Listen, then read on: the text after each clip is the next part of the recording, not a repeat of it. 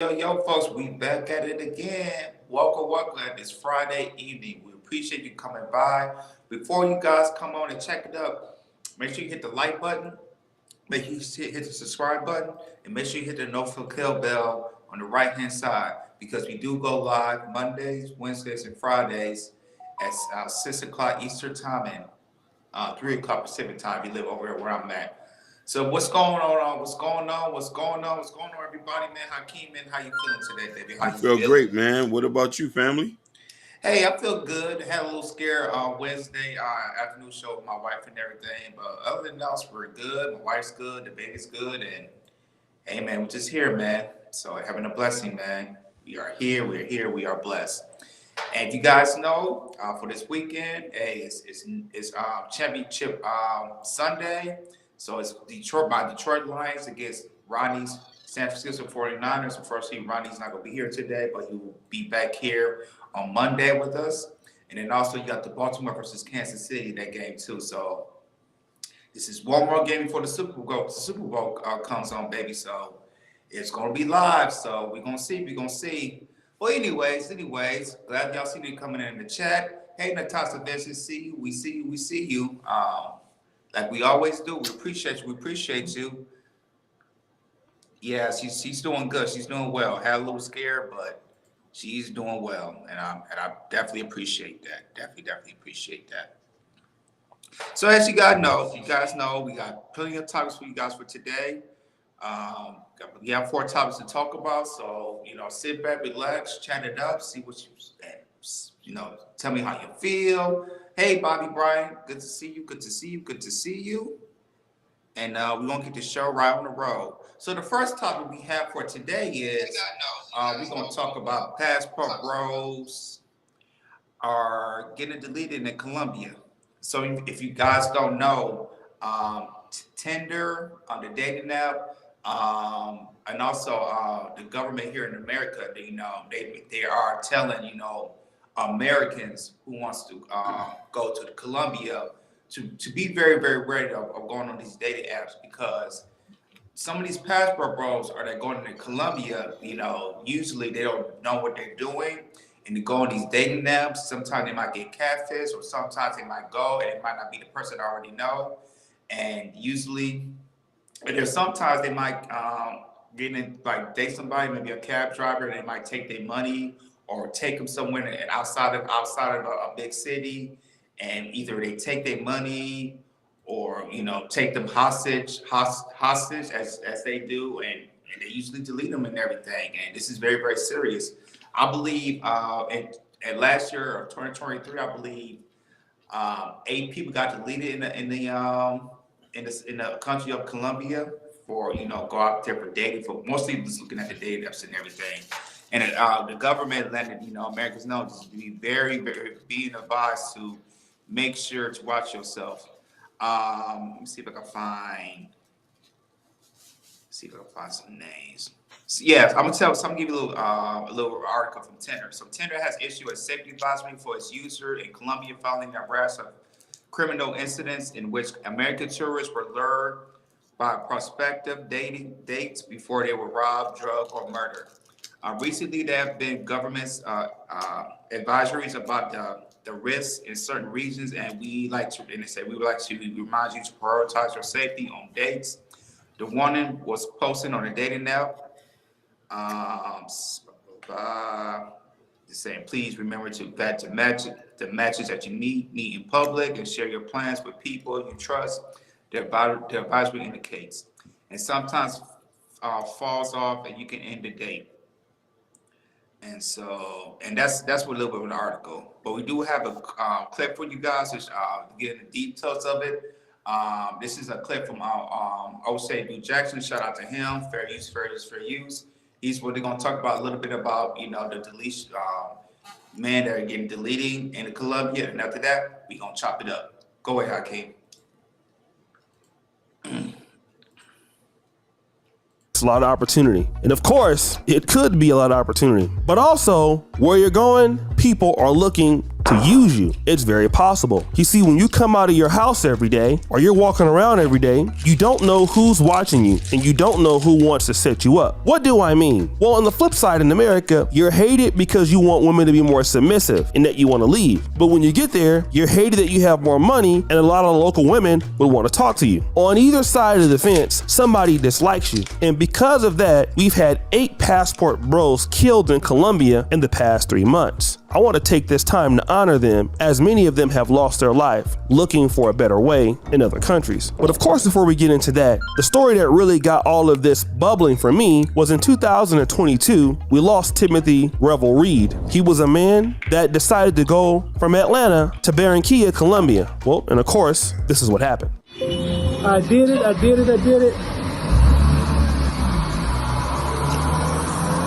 have my apartment, my restaurant,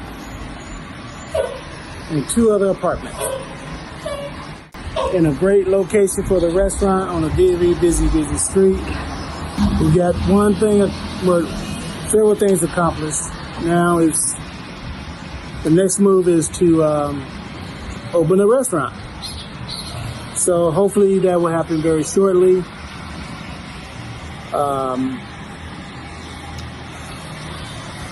Get ready for cute spicy ribs and fish. As you can see, I am tired. It was a stress, y'all. I'm not gonna even lie. It was very stressful. The language barrier. He don't trust me. I don't trust him. But I mean, I had more trust in him because I gave him all my money. But he was, looking to see if it was real. I mean, it was just too much. Just too much. Had to get his family members out of the apartment.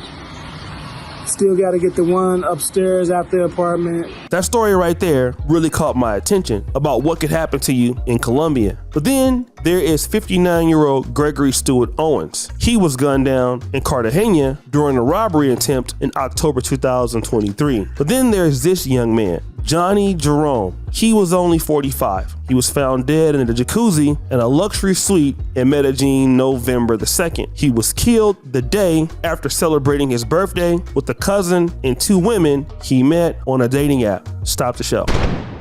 Let's talk about these dating apps. It's getting so bad that the United States government has said this to Americans using dating apps in Colombia. A warning for people using dating apps in Colombia. Apps are being linked to the recent deaths of several Americans visiting the country. Let's unpack this. In the last 2 months, 8 American tourists have died suspiciously in the Colombian city of Medellin. The US Embassy in Bogota have said some of these victims were drugged and robbed after meeting people on dating apps. Criminals use dating apps to lure victims to meet in public places such as hotels, restaurants, and bars, and then later assault and rob them, they said. The embassy has also said that this is part of a broader trend and that there has been an increase in incidents involving the use of online dating apps to lure victims, especially foreigners. They didn't disclose which specific apps. They have encouraged visitors to be vigilant and to maintain heightened situational awareness. And it goes back to my point of the crime being targeted towards passport bros when they come to Colombia. And this was very summed up by a good YouTuber called Life with David about how American men are being targeted.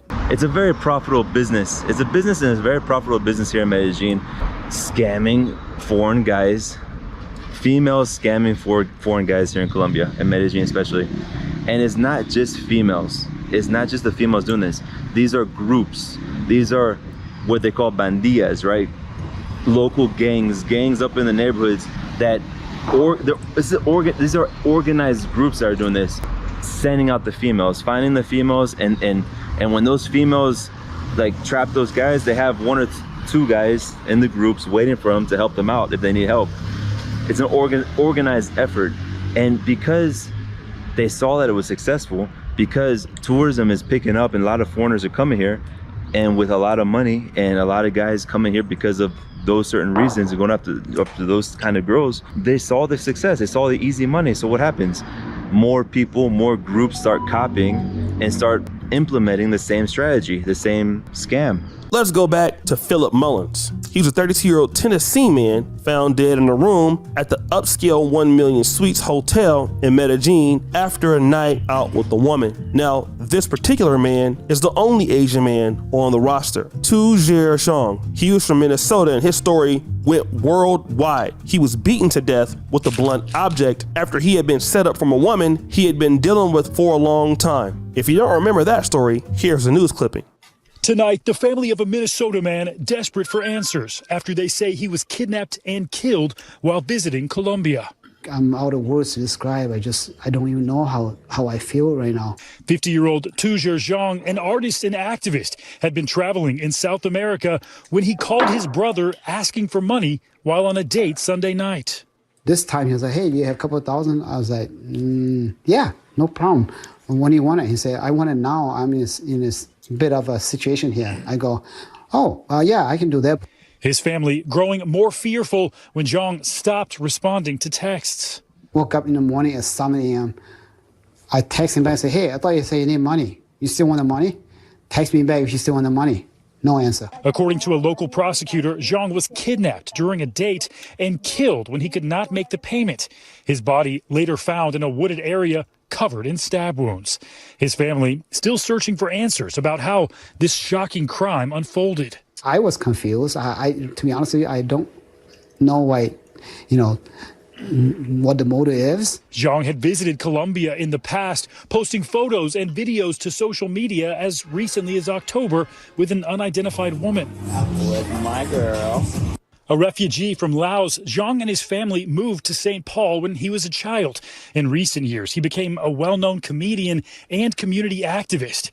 Minnesota Senator Amy Klobuchar issuing a statement saying in part, quote, "This is a heartbreaking tragedy. Tujer was an incredible person who was constantly working to uplift his community."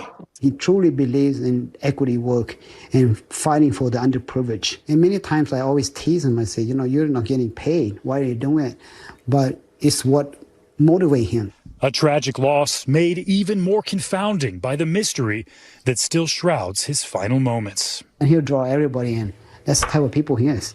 4 people, including a minor, were arrested and charged in Zhang's murder. November 13th, Texas resident Jeffrey Hudson was found dead in his hotel room with at least 20 stab wounds to his neck. He was killed after returning to his hotel suite with an 18-year-old woman he met in a dating app in Medellin. And there are many other stories here, unfortunately today, that we will not cover because I believe now you get the hint. But the whole gist of all of it is this: Black men, understand where you are. You might be disliked and hated in America for wanting what you desire. A woman who's feminine, a woman who gets it, and a woman who values you in a relationship. But you gotta understand where you're going is also dangerous. Let me tell you a story. I was telling SPK, who by the way is editing this video today, that I was walking down the street about 4 days ago. It happened to be late. I was on the phone and a motorcycle driver drove past me. At least it's what I'm believing. Now, the roads in Uganda are quite narrow, and I'll tell you why. If we could post a picture of what the roads look like, you would see that a lot of the roads are so bad, they've fallen. So shout out to Oseju Jackson. He really got into details about, half the people that was deleted in Colombia. As you guys and ladies and gentlemen don't know, there's a lot of people, not just going to Colombia. They're going out, to different countries like Dominican Republic, to Philippines, to Thailand, Africa, just around the world. Like I say, this is the date, not here in America, but they other certain other countries as well. But mind you, we go to certain places and everything. There's it's rules and people are different. The culture is different. And just like here, if you go in a certain neighborhood, like you go to the hood, you go to a different hood. People will look at you weird. People look at you tourists. It's the same thing as people will look. It's the same thing if you go outside the country. One I would say Mexico. If you go to a certain type of area that you're not comfortable in, tourists will look at you and thinking that you got money, especially if you're American and everything. They'll do all types of things to you, or try to lure you for somewhere and everything.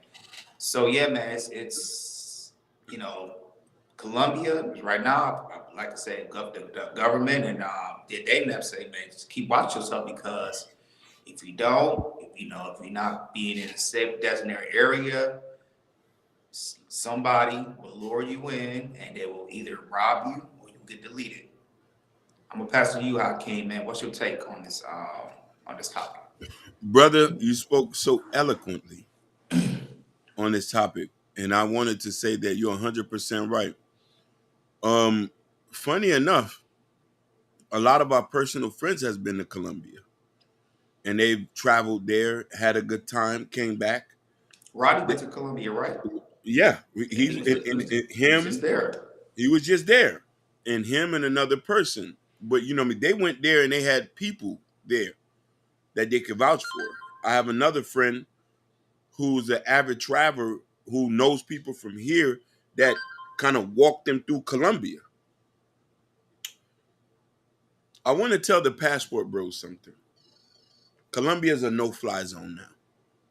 I said it. Colombia is not safe anymore for the black brothers and the white brothers and the Asian brothers. They know we got money, and us going over there, we think stimulate the economy was a good thing, but I guess the gangs and everybody think as an insult for us to be there because they don't show no love. And I don't want people to get the misconception that, hey, say, we are looking for love, and a lot of us are looking to change our lives in different countries. You know what I mean? Mm-hmm. But we've got to understand, O'Shea Jew Jackson said something real pivotal. You got to know where you at. I personally wanted to go to Colombia. Another one of my some other guys I know, we wanted all plan to go to Colombia and DR. We was planning on going to these places. But as we start to notice the trend of black Americans and white Americans, because there's a misconception there that says only black guys. God bless the white brother from Tennessee who got killed. Because I think they'll just write him off. Because, the society or focusing on Passport Bros is black, but Passport Bros is a universal thing. And they all getting hurt.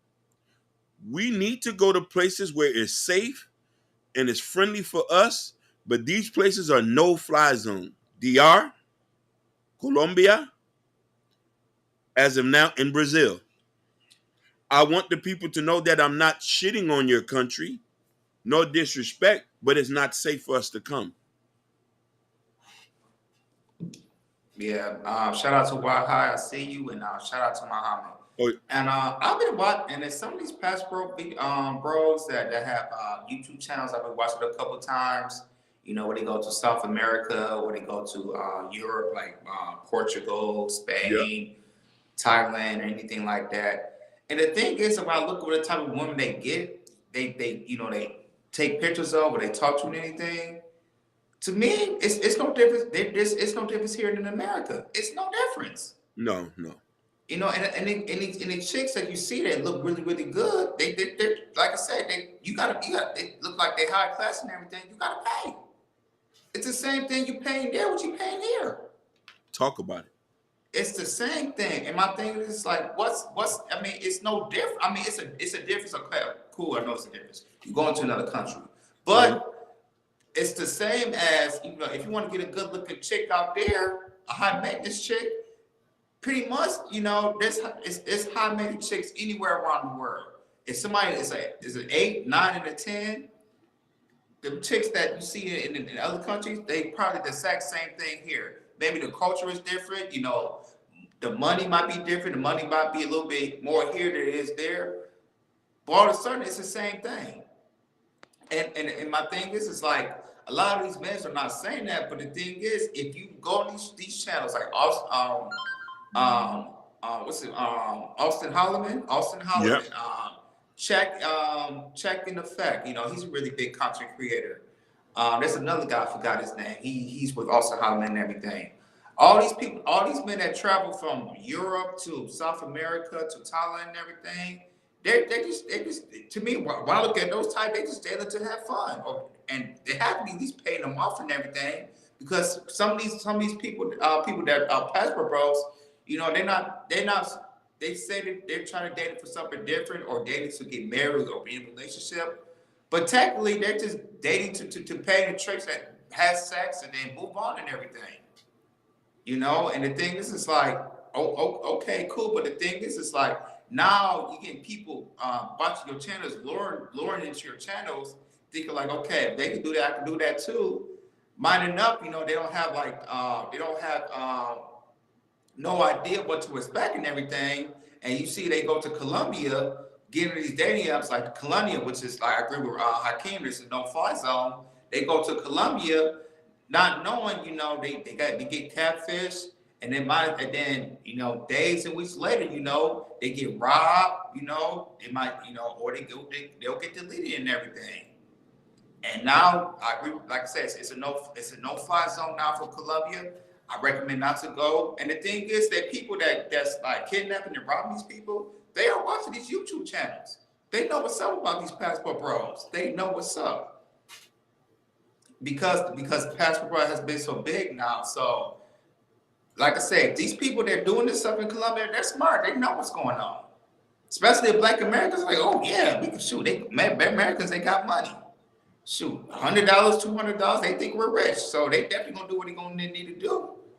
You know, might as well. If they might, you know, if they not hold you for ransom, ask for money and everything. But yeah, man, it's getting bad. And like I said, our people from white Americans, Black Americans, you really gotta be smart, because you go to these countries, like I said, Colombia is just getting started. You know, you don't know what's gonna happen in Brazil. You know, because Brazil is really, really bad. I believe Peru, a lot of these South American countries they're getting bad. You know, Philippines, Thailand, you know, they kind of lax a little bit on that too. But these South American countries, they're taking Black Americans down. They're really, really taking them down. And you got to look at it too. But I also ask a question too, and this is why a lot of passport blows are getting flack, because they're saying that I'm going to go look for love in these places, but also dissing the woman here. If they wasn't mentioning the woman here and just going off handling their business, we wouldn't be having this conversation. Mm-hmm. But now you're going to these places, and a lot of these guys are going there with a little bit of money. We only forgot about that. What about the brother who got deleted not too long ago in an explosion, who was in Colombia in the hospital and didn't have enough money to fly back? You know what I mean? And then I asked, okay, all y'all going to these Spanish-speaking companies, I've never heard nobody say I'm going to go to Jamaica. I'm going to go to Africa. I'm going to go to Trinidad, Barbados, this and that. Because the prices there are too high for you to go. Colombia, DR, and Mexico are cheap. You can go there for a couple dollars, but you can't go there. To your point exactly, you're gonna pay for pum pum there. You're gonna pay for pum pum here. The difference is the price is a little bit high, but you can still get the same pum pum. It's no different. Just the woman here speaks English. A lot of men just don't want to try, and they just don't want to go venture off another city. It's 50. It's 50 states, over 1,000 cities in America. There's tons of women here, Black women here, who's ready to get married, whose standards are nowhere near the standards that you see the regular girls on Instagram. They just looking to get married and settle down. The problem is you want to date out your price level, and people need to learn you can't do that. So you go to a poor country to buy a girl that's lower than the value of a woman that's here, but you don't get the same type of treatment. And funny enough, they did interviews with a lot of the girls in Thailand and Philippines. They don't even like your ass either. They just there because they know you're going to bring a good life, and you know your baby to pay their rent every month. And you know they'll give you a baby or two. It ain't nothing for them. You know what I mean? Poverty, most people in poverty-stricken places are going to latch on a man with the most resources. Ain't no different here. The difference here, we scold the women here for wanting to get a man with a little bit more resources. Hypergamy is a natural thing. Most women go with apex predators. Men who make money. Men who go out there and hunt. Sometimes it's not the amount, is that they see a nigga going out there and eating, getting it, and knowing they can get that. A lot of us complain because you don't want to push yourself to the limit. You want a bad chick in America, you need bad chick money. You a janitor, you get you a janitor money. You get you a janitor woman. You work at Kentucky Fried Chicken, 9 out of 10 times you can get your girl at that price point. It ain't no different.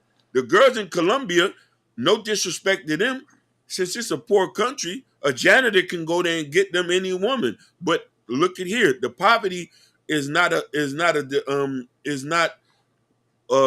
fast as that. It's a developing country. It's getting there, but when they get to where they're supposed to get in, Colombian people can fly all over the place, which some of them can. You think the standards are not going to increase? I agree with you, Hakeem. No matter what country you go, it's always a certain standard. Yeah. No matter where you go. I don't care. Like I said, if you go to certain cities in Colombia, certain cities in Mexico, like big cities and everything, you know, even though it might be a little bit more cheaper in there, whatever, you know, women, like I said, if you want a bad chick in these cities, you gonna need the money to pay. Basically. Period. And that's how it rolls. I don't know. People was telling you little, your friends and anything, but hey, you gonna need to make some money, you know. I'm sorry, I'm getting tired of being complaining about, you know, women want this, women want that, because that's what they want. That's what they want. That's what they need. Like, it's not just America, but that's everywhere. Everywhere. So, and the thing is, it's like, you know, the thing is, it's like, you know, if you know, so when you go into these southern countries, especially, you know, Colombia, I want to ask Mexico, and certain areas of Mexico too, because Mexico, they don't play around too. Yeah. They will, like I said, they see these passports, and once again, they see these passport photos, they know what's up, and they will lure you. If you got money, they'll give you conversation a little bit, you open a little bit, they're going to want to lure you down there, and they're going to get you. Point blank, period. Point blank, period. What about the black Americans who get caught up by the drug cartel? You remember that story? They were just going down there just to... In South Carolina one, yep. And 2 get deleted on the house. Why I say, if she's crying, men doing it right, what do you say? If she's crying, men doing it right needs no money.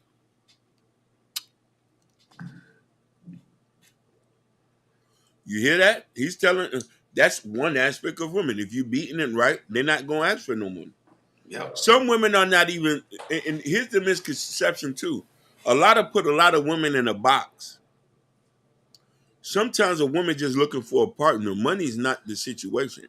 I've seen women get with guys who are not producers. They don't need them to be producers. Some men play a position in certain women's life, but there's a certain ilk of women that he says, shout outs to 6 Dot. He says on Instagram, adjust the camera, bro. Can't see ya. Oh, hold on. Let me see. No. You want to know why? I'm going to tell you what happened. Let me see. Let me see if we can see it now. When we have Roni, if it's like 3 cameras, then they can see it on Instagram. Yeah. Or they can see better. They can see better. I can't. Okay. It's better. It's better now. Yeah. There you go. Hold on. So when we look at it from that point, you know what I mean? Mm-hmm. I didn't really never had no issue going over. I didn't really ever felt like I needed to go overseas to go get a woman. To be honest with you, like it's too much women here you can get from broke to poor. Men just are lazy to try to get them a good woman. It's a plethora of them. Certain women just have standards. On certain women have higher standards than other, but we shouldn't vilify them for that. So a lot of men use the excuse, I'm going overseas, brother. Just be honest with you. You can't afford to buy. You see, I'm drooling too. I'm drooling thinking about that. Listen, I started drooling when I'm about to say. Yep. You can't afford to buy Poom Poom here in America, so you wanted to get it half price. You spent for a $200 ticket to Colombia to get you some Poom Poom for $25. Just say you can't afford the prostitutes in Texas, Alabama, Miami, and California. Figueroa Street, Figueroa, it's 1,000 over there. The badder ones, it's 1,000. The lower tier of 500. Miami here, you working about 5 and up and better if you wanna fuck the OF models. Just say you can't afford it. So you want to go tap somebody that costs you about 25 that look like a chick here. And that's my point with that. That's true. That's true. Mm. All right, y'all. We're gonna go to the next topic. This topic is it's gonna be fun. I'm gonna because I know me, I can't gonna go in this topic. Mm-hmm. So this topic, this was trending. This went viral on social media. So there was a woman. She was doing a sermon at a church. Her name is Dr. Juanita Bino, and she was calling out. I don't know why she was calling out of nowhere. She was calling out men who wears there's tight suits, either like very slim suits and everything. I don't know why. And she said she has a problem with. She said there's something wrong with that and everything. She said your knees too close to be a. She said you're not. Your knees are too close to being a man. When you wear super tight suits, you're not being a man. And this definitely went viral. Shout out to you, Maurice Jackson. He said jump over here. Nah, that's better. Okay, got you. Okay, you on Facebook. All right, thank you, Maurice. But yeah, she did. She was at church on the sermon, and she was just getting on man from wearing very, very tight suits. Very, very. Because for me, I like wearing slim suits. Not some suits I like wear extra slim, but she was getting on man wearing tight suits and in the sermon. So go ahead, I can play the clip. After that, we're gonna chop it up.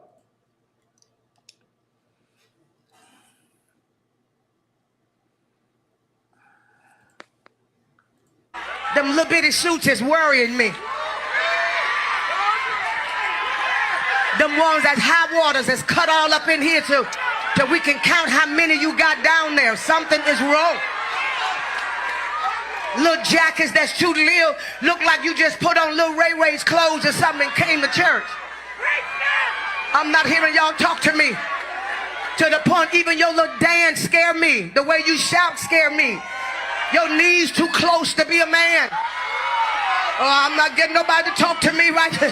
Maybe I gotta look down here on the monitor because let me get just tipping when you shout. Open up your legs and shout like a man.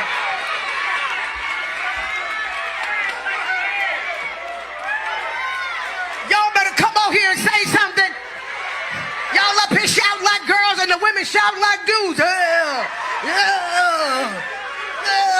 it. Close your legs up. You a woman. Where is our difference? The Bible said put a difference. A difference. Brothers, we wearing our pants too tight. So I'm gonna read a couple of comments that was posted. So this right here was for the Daily Wrap Up crew. They have a podcast. Shout out to them. They said black women just keep pushing black men away and they don't even realize they're doing it. Shaking my head. Another comment says, this is from a chick. She said, as a Christian myself, people with opinions like this really irks me. All these serious issues in the world, and this is what you're on the stage about. See if I can find another topic. Oh, here's another comment that says, now Juanita, Dr. Juanita, if a man says your wig not natural enough to be a woman, you'll be upset. I'm gonna find two more. Let me see if I can find something. Here's one. He said, I can't trust no preacher with a heavy wig and big lashes. And then here's another one too. I'm gonna read the last one. That's the problem. That's the problem. Now, instead of preaching an uplifting sermon for the state of the world today, her messy ass is focused on the person and is receiving her word and feeling the spirit. And as the pastor, she's sitting with there judging him. That's why I can't rock with churches. It's filled with many judgmental people. talking shit about, excuse my language, I'm sorry, talking ass about how somebody is praising and feeling the word, shaking my head. And shout out to Why High. Why High said she should stop looking at men and calling out women's attire. And that's facts.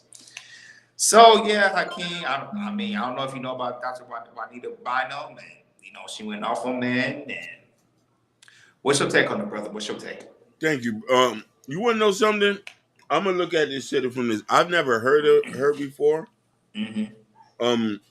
And before I get into that, Maurice was like, "Jump over here." Oh, he said, Juanita be on some crazy stuff. Those traditional Christians are the worst. Now, for me, who's been in religion most of my life, some of these pastors. Oh, thank you. Thank you. Some of these pastors don't follow the scripture the way it's been taught. What she's talking about, some personal opinion, that has nothing to do with God. Mm-hmm. Like what she's talking about is an opinion about what type of man she don't like. I don't know what that has to do in the church.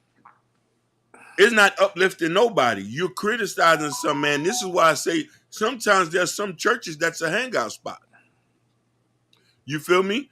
Maurice says she should have addressed it TF Jakes for lying his praying hands on the brotherly love. You got a point. I've been in many churches, and I know if the church don't stick to the scriptures, based on the scriptures and the gospels as it's preached, that's not a church for me. I don't need to hear satire. I need to be uplifted. A lot of these pastors chucking and jiving.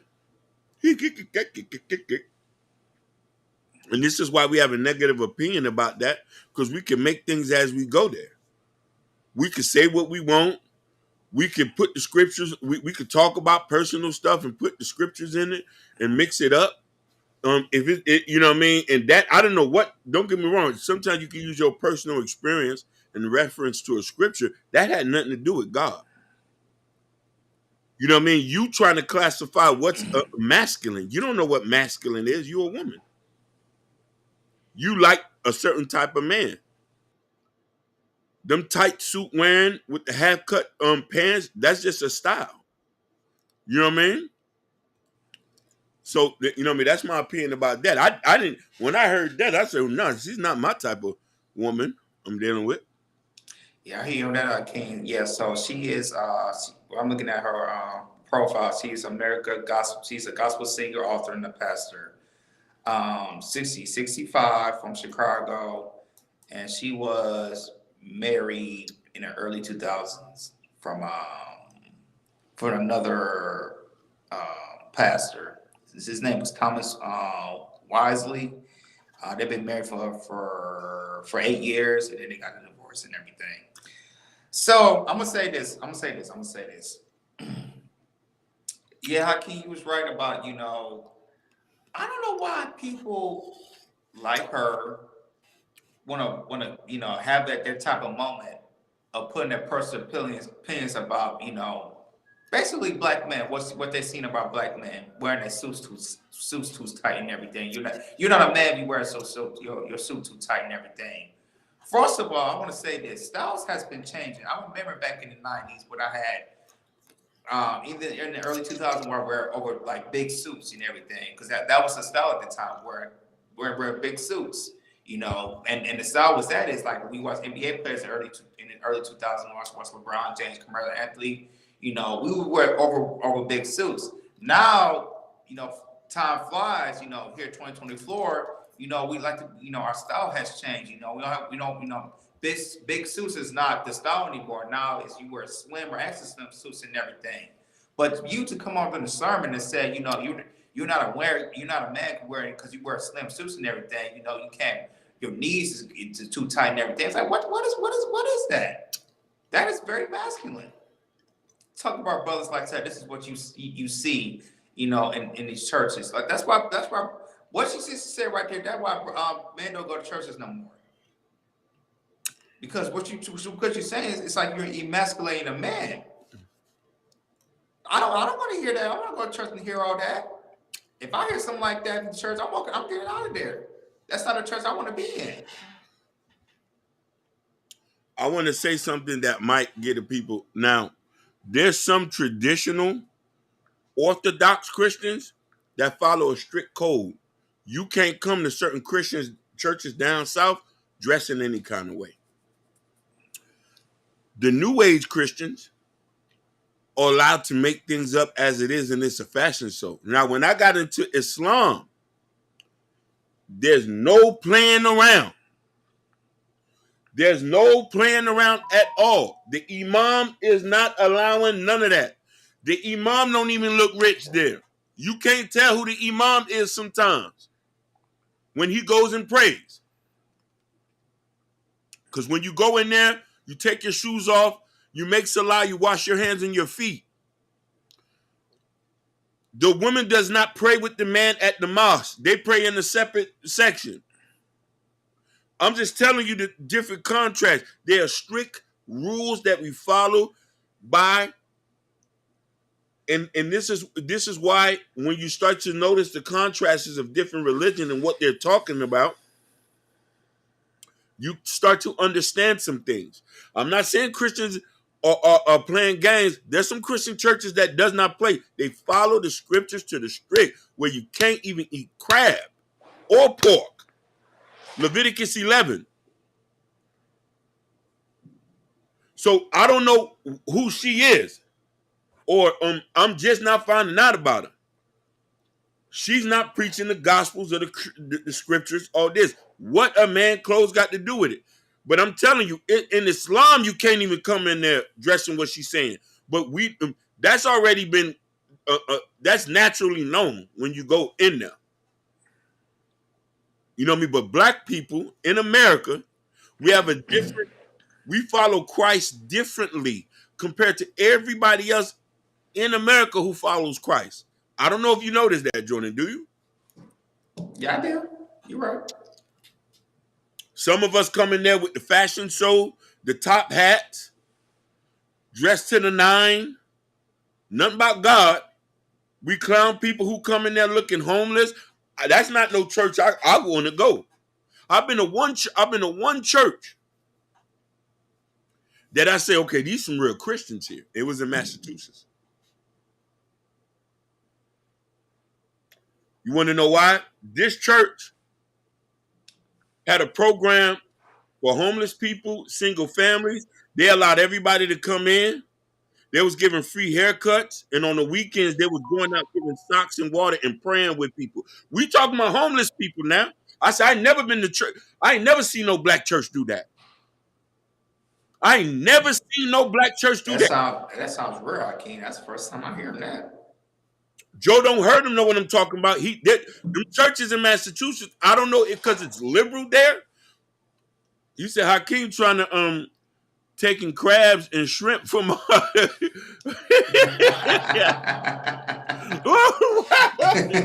said Hakeem trying to take crabs and shrimp from our Christian brothers and sisters to see what happens. Hey, and I'm saying those the only church I ever seen who ever went out and did their ministry on the streets. The pastors was on the streets. This one church, they would go out and say, hey, he said, I'm not trying to praise to people here. He say my fellowship worshipers are the homeless and the thugs. This the pastor who I was dealing with. Mm-hmm. And matter of fact, he used to come in there with jeans and a t-shirt. He said, come as you are. He said, this ain't no fashion show here. It used to be people coming in there with no shoes. He'll try to get the brother sneakers. I say, this a church? I say, he used to give church outside at the park. Majority, and Joe don't hurt him, said something, and I want you to take over. He said, brothers, I never believe a pastor who drives home from church in a Benz. Joe don't hurt him. The pastor I was talking about didn't even have a car. He said all he needed is just pay for my shelter, and that's it, and give me my little salary. He didn't even have a car. So you're right. I don't trust a pastor in a Mercedes or a Phantom. You know what I mean? I looked at Juanita. She looked like she got $1,000 wig on. That's 26 inches in the back of her hair. Ladies, am I wrong? He ain't wrong at 65. Goddamn. Come on, man. And also, Jordan Herman said, you don't need a house or worship to pass the teaching. Facts. Praise be to Allah. Facts. Facts. I believe that 100% and everything. And the thing is, it's like, and this is what you see a lot of these pastors doing and everything. You know, they build these mega churches. You know, there's a couple mega churches here in Los Angeles, Atlanta, Dallas, and everything. And you know, they build these mega churches, and you know, they teach, you know, hope and everything.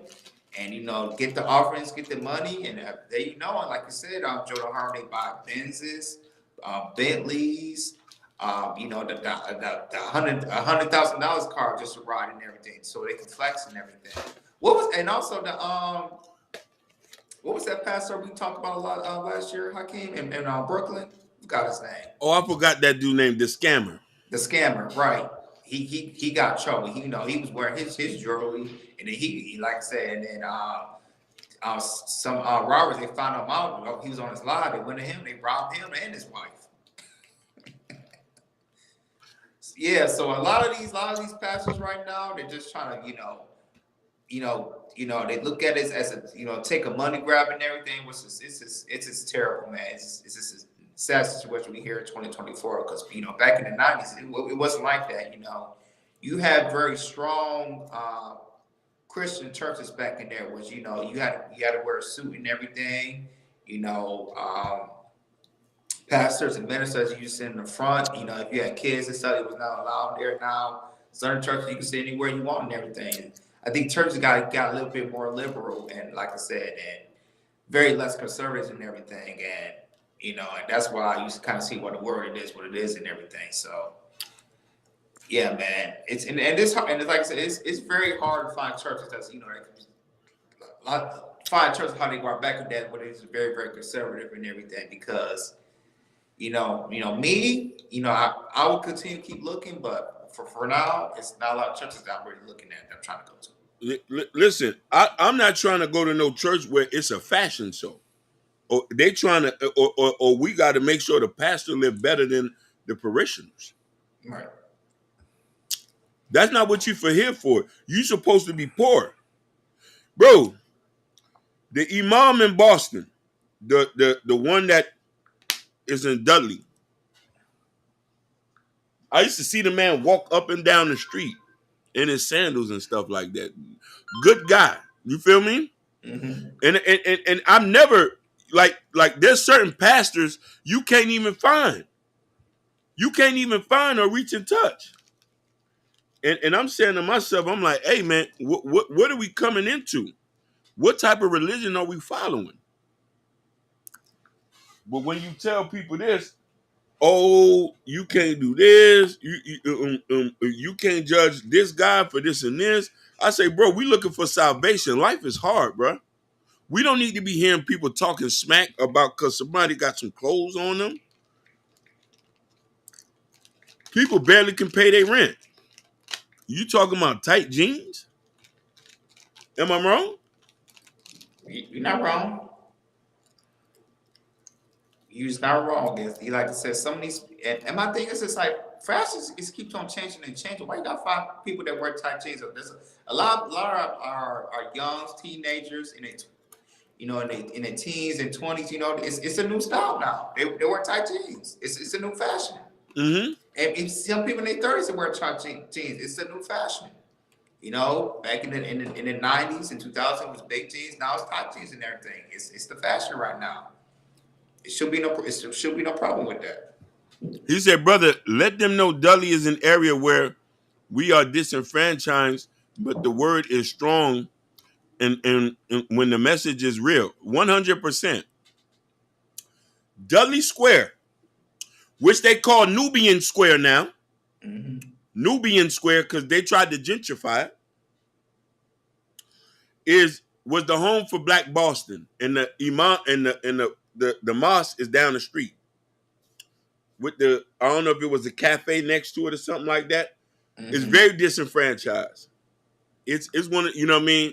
But it is like one of them places where where the word is real and brothers do stick together and nobody out there focusing on the wrong things. You know what I'm saying? Mm-hmm.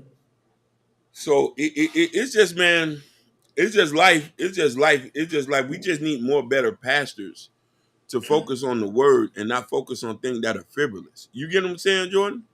Yeah, but how we gonna get them? We got pastors like this. Hey, I don't even know. You're right.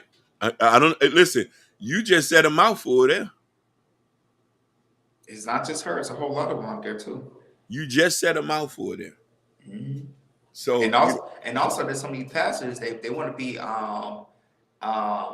famous pastors, like influential pastors too. That's a big thing as well. facts. And and to me, that's another money grab. 100%.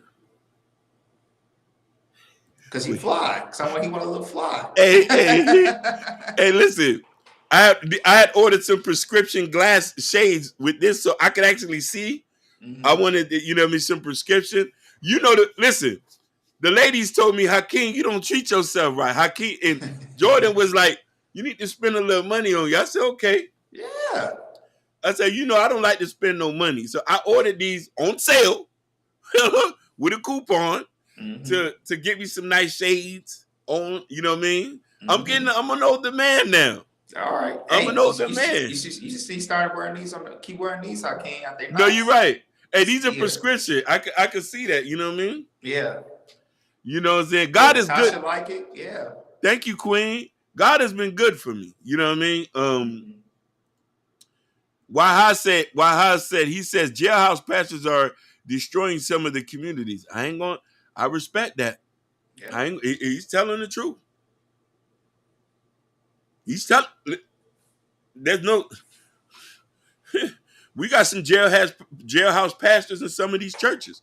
I have yet to see any church done anything substantial besides that one church out of there. And I've been to many churches. Most of these places, and this is why my cousins, Jordan, cousins used to be refusing to go to certain church houses.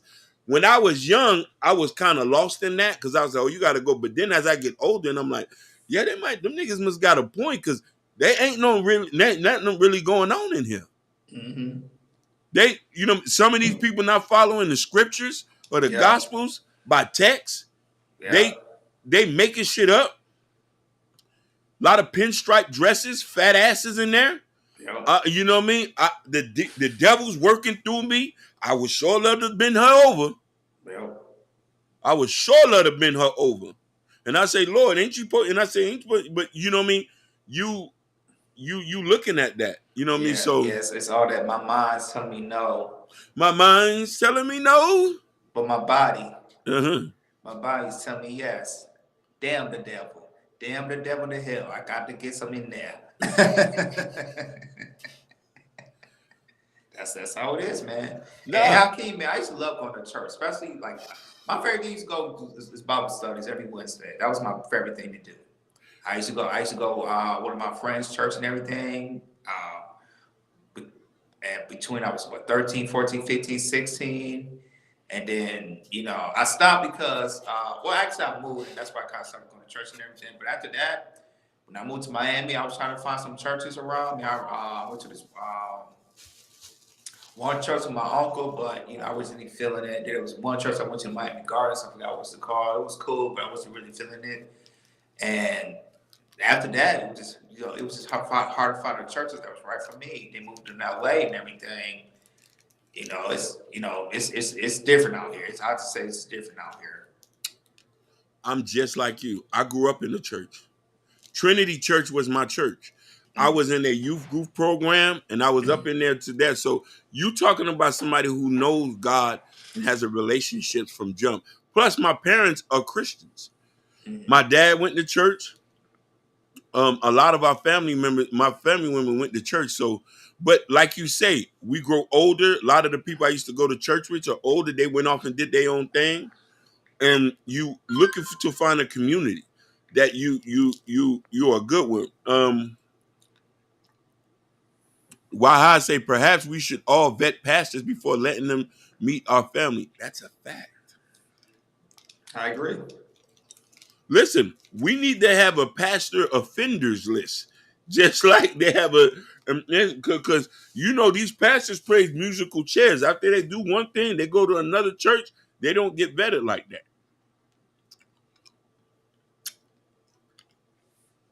I like these Jones. I like these Jones. He said that shit. Yeah. Urban Noise. These are prescriptions. Oh man, not as bright as hell. How they look on you, Hakeem, when you wear them? Oh, they're comfortable, man. I'm poor, man. So I grew up poor, man. So when I see fancy stuff like this, and I got these on sale, when I put them on, they was pretty nice, man. You know what I mean? Mm-hmm. This is the year I want to treat myself nice, spend a little money. Shout out, man. Yeah, you deserve it.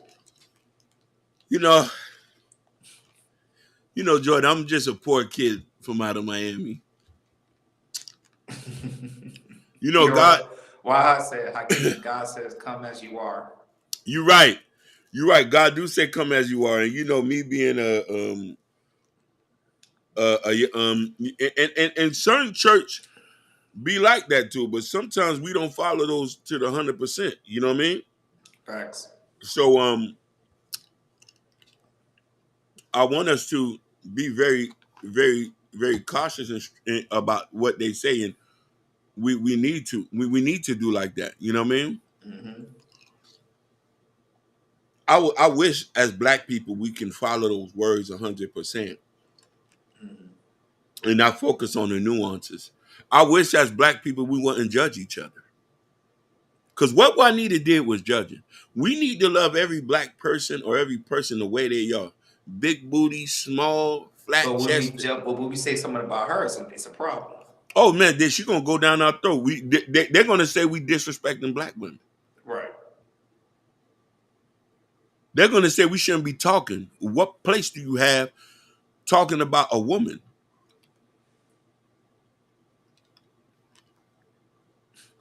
You see what I'm trying to say? Yeah. I have no listen. I've loved women the way they are, how they are, and their femininity. Lord Jesus Christ. Especially a God-fearing woman. I didn't care you had 26 inches or bald headed, or or dreads. I used to be a sucker for a dreadhead. And you want to know why I used to be a sucker for a dreadhead? Most of the women in my family got dreads. You love what you around. You know what I mean? True. Yeah. That's my mama. She wore dreads majority of her life. You see what I'm saying? Yeah. So you tend to say, oh, this must be natural. Dark skin, dreads, dark with 26 inches. So when we say that, but we don't care about that stuff. Mm-hmm. And I want to mention something too that a lot of people don't like for me to mention, because I get a lot of flack for trying to compare to other races.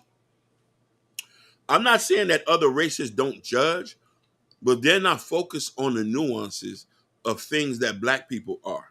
We're so materialistic and external that's our biggest problem. We lose a lot of money out just judging people by the way they look sometimes. You lose a lot of friendships, a lot of family members, a lot of things just to say, oh, he has on a tight suit and this low cut pants. But what if he's an excellent designer? What if he's a loving person who wants to give and he's a big brother? Yeah. You know what I'm saying? It's the same way with somebody say, oh man, she about 600 pounds. Yeah. She's an SBBW. She probably feeding for sex, because you know what I mean. So there's so many of these nuances that I think that we just need to not care about, especially when it has nothing to do with us, and especially in the scriptures of God. You worrying about a nigga in a tight suit? Are you mad because you can't get him at 60? At 65. Come on now. 65. Come on, really? You gonna get no man Men that's wearing tight suits at 65 because you can't get one. Basically, you worrying about a nigga at 65 and you a little bit plump. And these are Right. skinny, and these are guys who could wear, these are guys who are $140 soaking wet. With that heavy ass wig you got on, I'm sorry. Come on, baby. You telling the truth, man. That wig was heavy. Heavy Probably ain't weigh the- about 30 pounds on her head. Heavy ain't the word. I'm not judging, but I'm just saying, yo, if you're gonna judge on man like that, hey man, it's a comeback. I'm sorry, you can't be doing all that. You at the sermon talk about men wearing tight suits. Really? Come on now. Come on, heavy ain't the word. Any final thoughts? Go to the next topic. Yeah, come on. You ready? Yep. All right, folks, we're going to go to our third topic, and this is interesting. Hakeem, you going to like this one. According to a study by the PEW studies, I think it was in Philadelphia, there has been let me go to the so this new study has shown that U.S. Black population has grown in 20 years, which is wow. So according to the Philadelphia Tribune, the researchers from the PEW Research Center, founded by the Black population in the United States, has grown by 11 million people in the last 2 decades. That's a 32% increase, bringing the number to almost 47.9 million from a little over 36 million between 2000 and 2022. There are a few factors that contribute to the increase in numbers. Things like the birth rate among Black women, interracial marriages, mixed race, people identifying as Black, the rise of immigrants from African and Caribbean countries of census forms also adds to the number. Black Americans born overseas has doubled since 2000, growing from 2.4 million to 5.1 million, marking only 11% of the nation's population. With those numbers, some would think the Black population is the fastest growing, but that's not true. The African American population is not the fastest growing, but they are growing at the least as fast as the rest of the nation.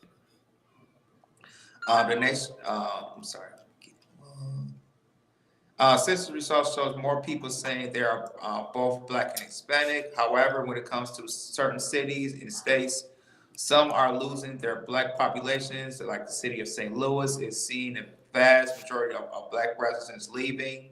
I know the reason why, because St. Louis is one of the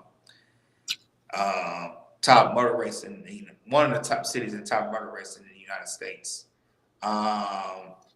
More data from a study found that Black people are generally younger than most. Close to 30% of the Black population in its entirety is under the age of 20, with 12% being 65 years or older.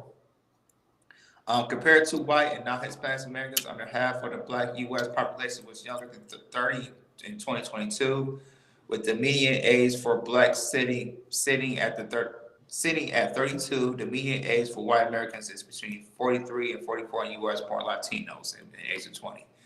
So it's basically saying the Black population is rising. Pretty much, a lot of immigrants from Black from Africa,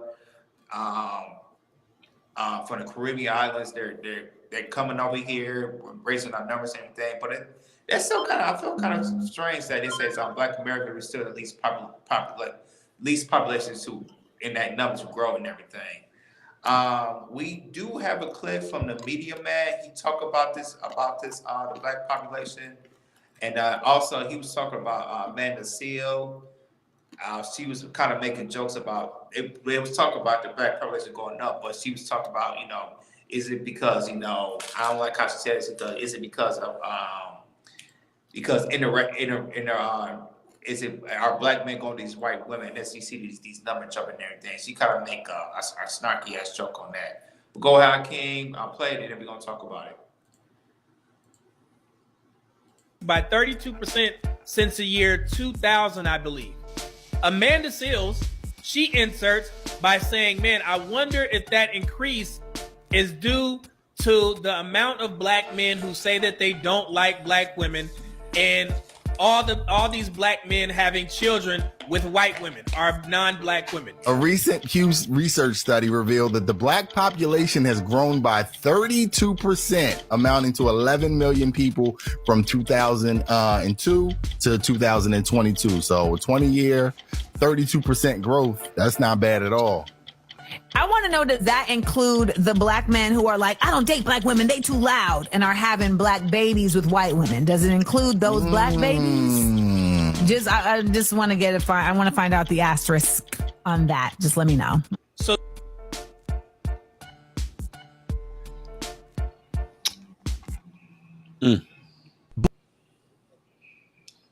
So that's a little clip right there. So yeah, Hakeem, as you can see, the black population is growing in the United States, mostly from for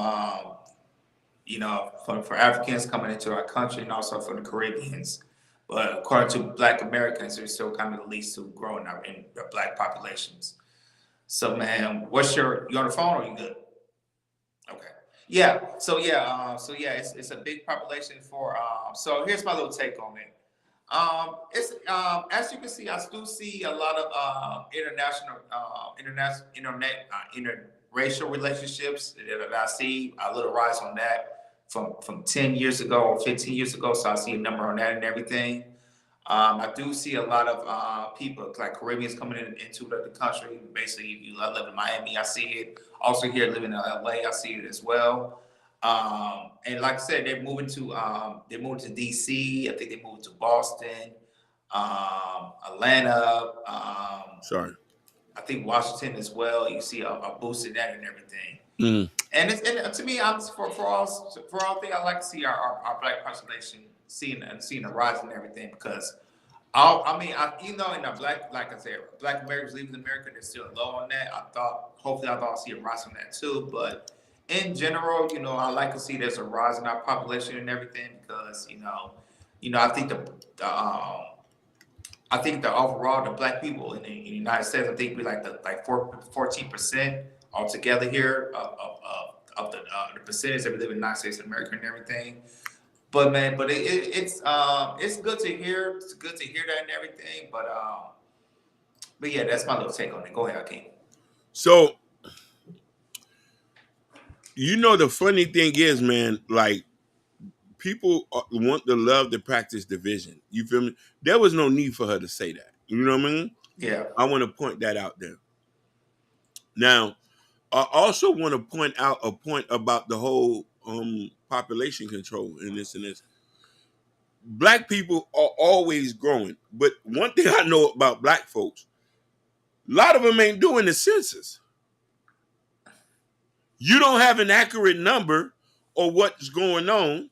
That's one thing. And then you got the Black Americans who have moved overseas and over this and over that. You ain't count them.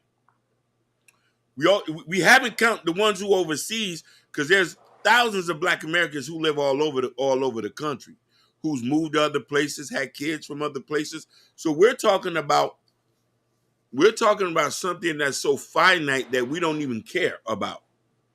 Because I could tell you, there's been times we've never done when the census come, we be scared. We wondering who at the front door. So when I look at those things and I say that, as population, as black people, we're going to always grow. But I think what we go through, every other culture goes through in race. People die, people live. But it is a beautiful thing to hear that 11 more million people have been born into the fold, because people died. And I think people, if they know about history, like Civil War and all that, people there were at the times in like the 1800s and stuff like that, there was almost 100,000 people dying every day. Literally 1,000 people were dying every single day, like from the I forgot what year or what era that was. So to hear that, life expectancy is a lot more better now. Mm-hmm. Hakeem, you made a strong case about the census, especially Black Americans. Black Americans, And I saw this before. Zeke told me this too when she was working with the census, I believe. And she was, I think this is around the pandemic and everything.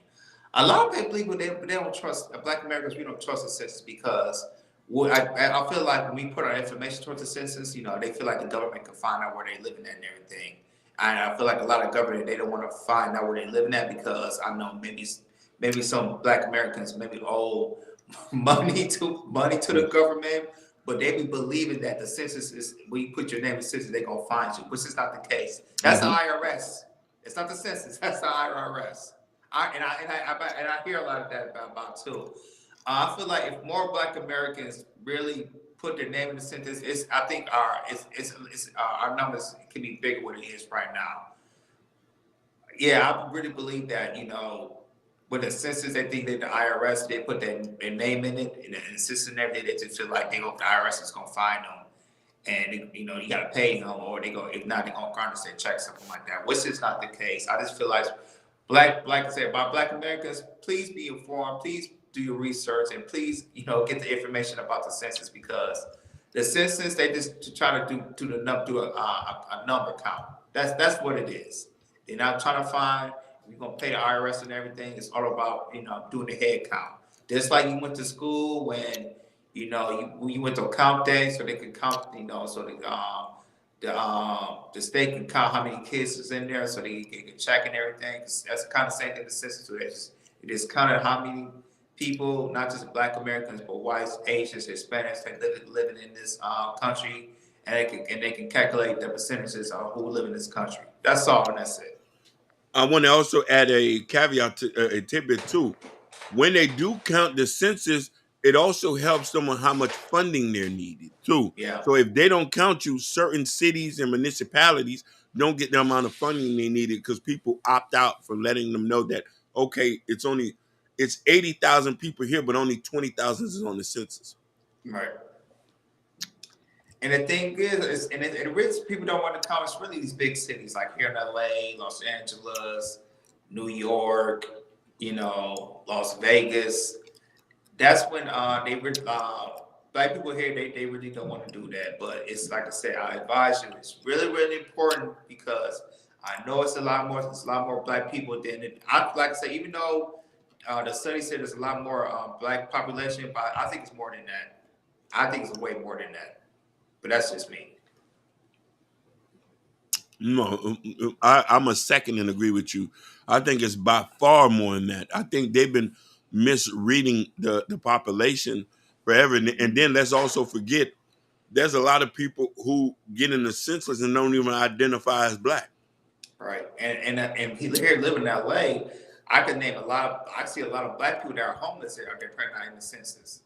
Oh, Jesus. There's a lot. You got a great point with that one too. There's a lot. I'm like, wait a minute. And there's a lot too. And then also, I don't know if the census they go to what you call it adoption centers too. I don't know if I never heard census go to adoption centers and really count when they go to the adoption centers of children that need to be adopted and everything. I don't think census go there too, but yeah.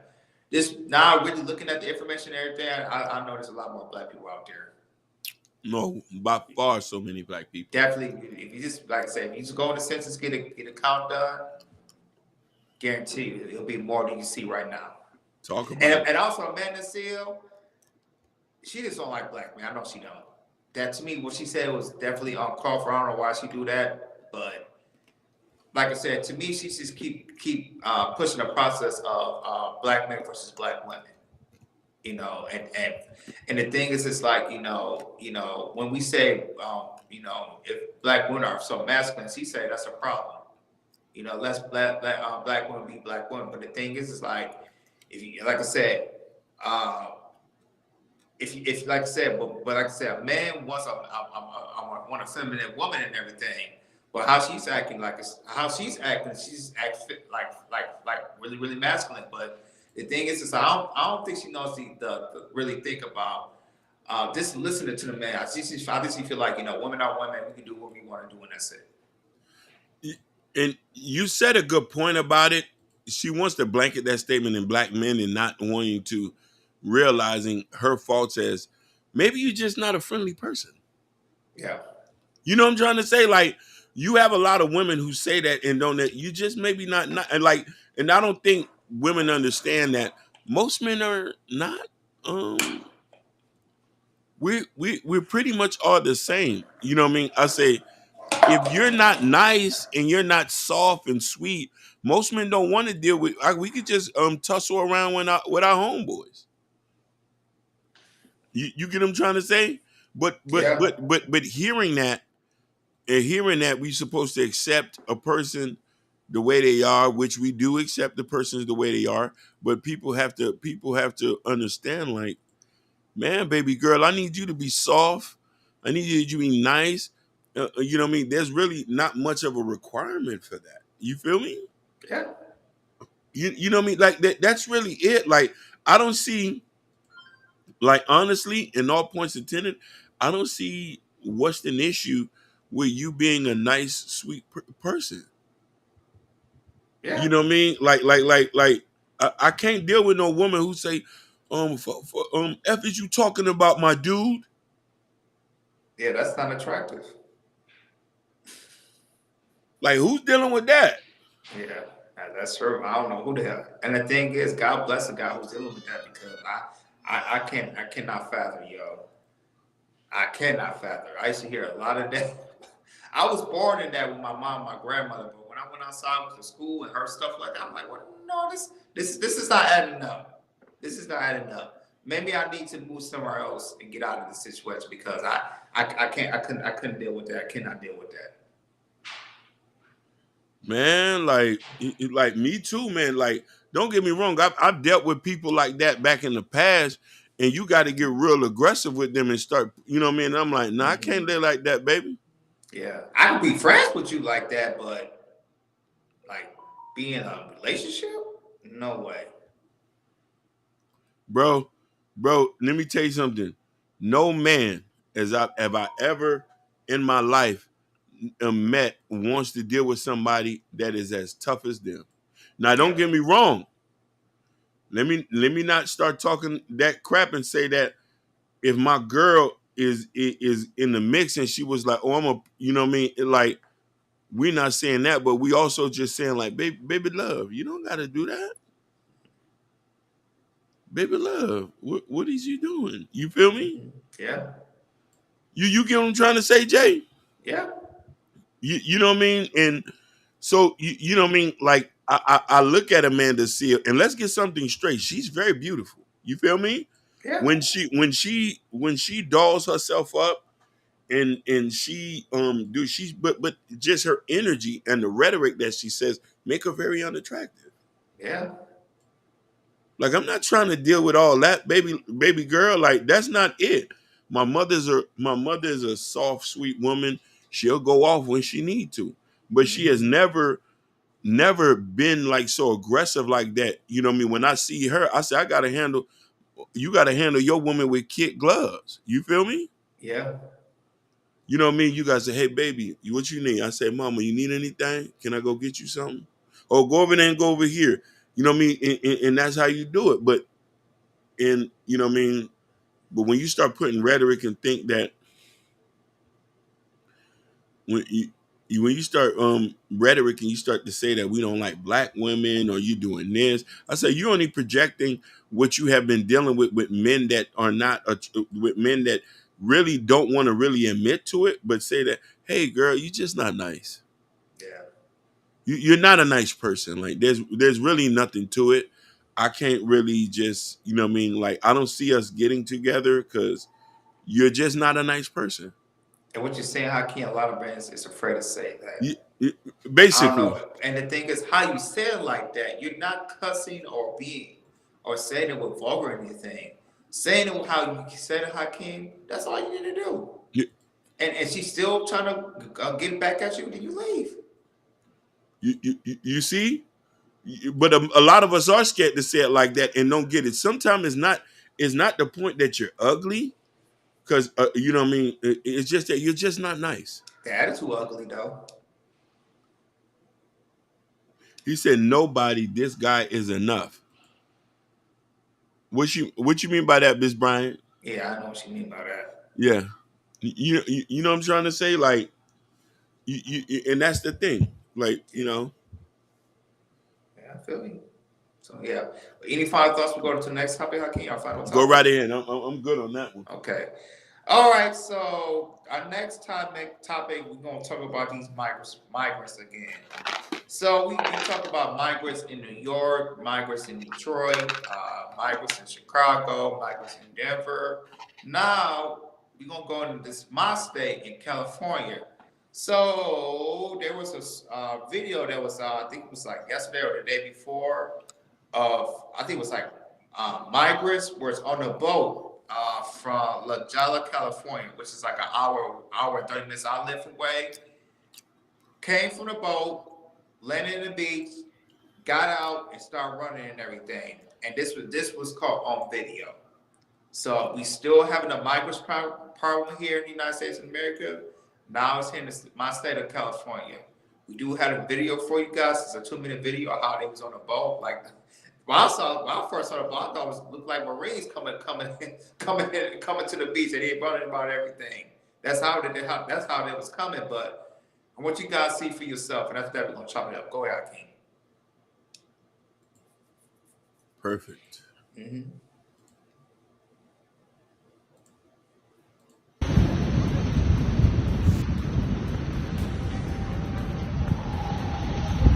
They're illegal aliens.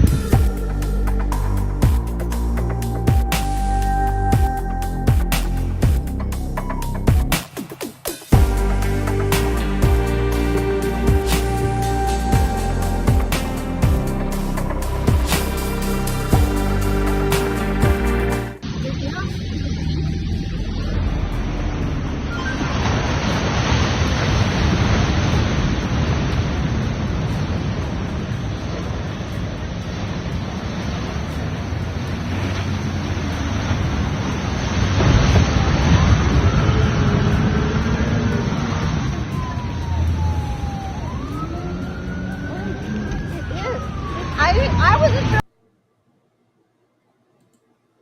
what was going on. The lifeguards aren't going to do shit.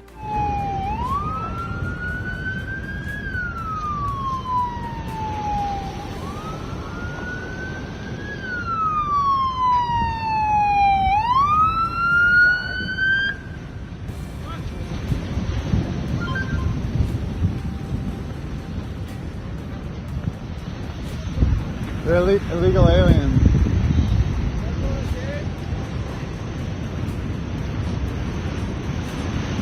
Man, they're not coming up.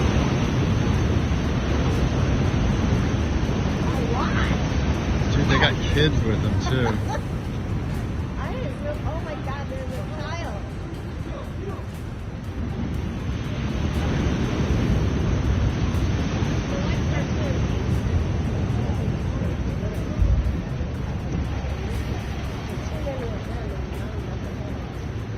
Holy shit. This lady's just collapsing. Jesus.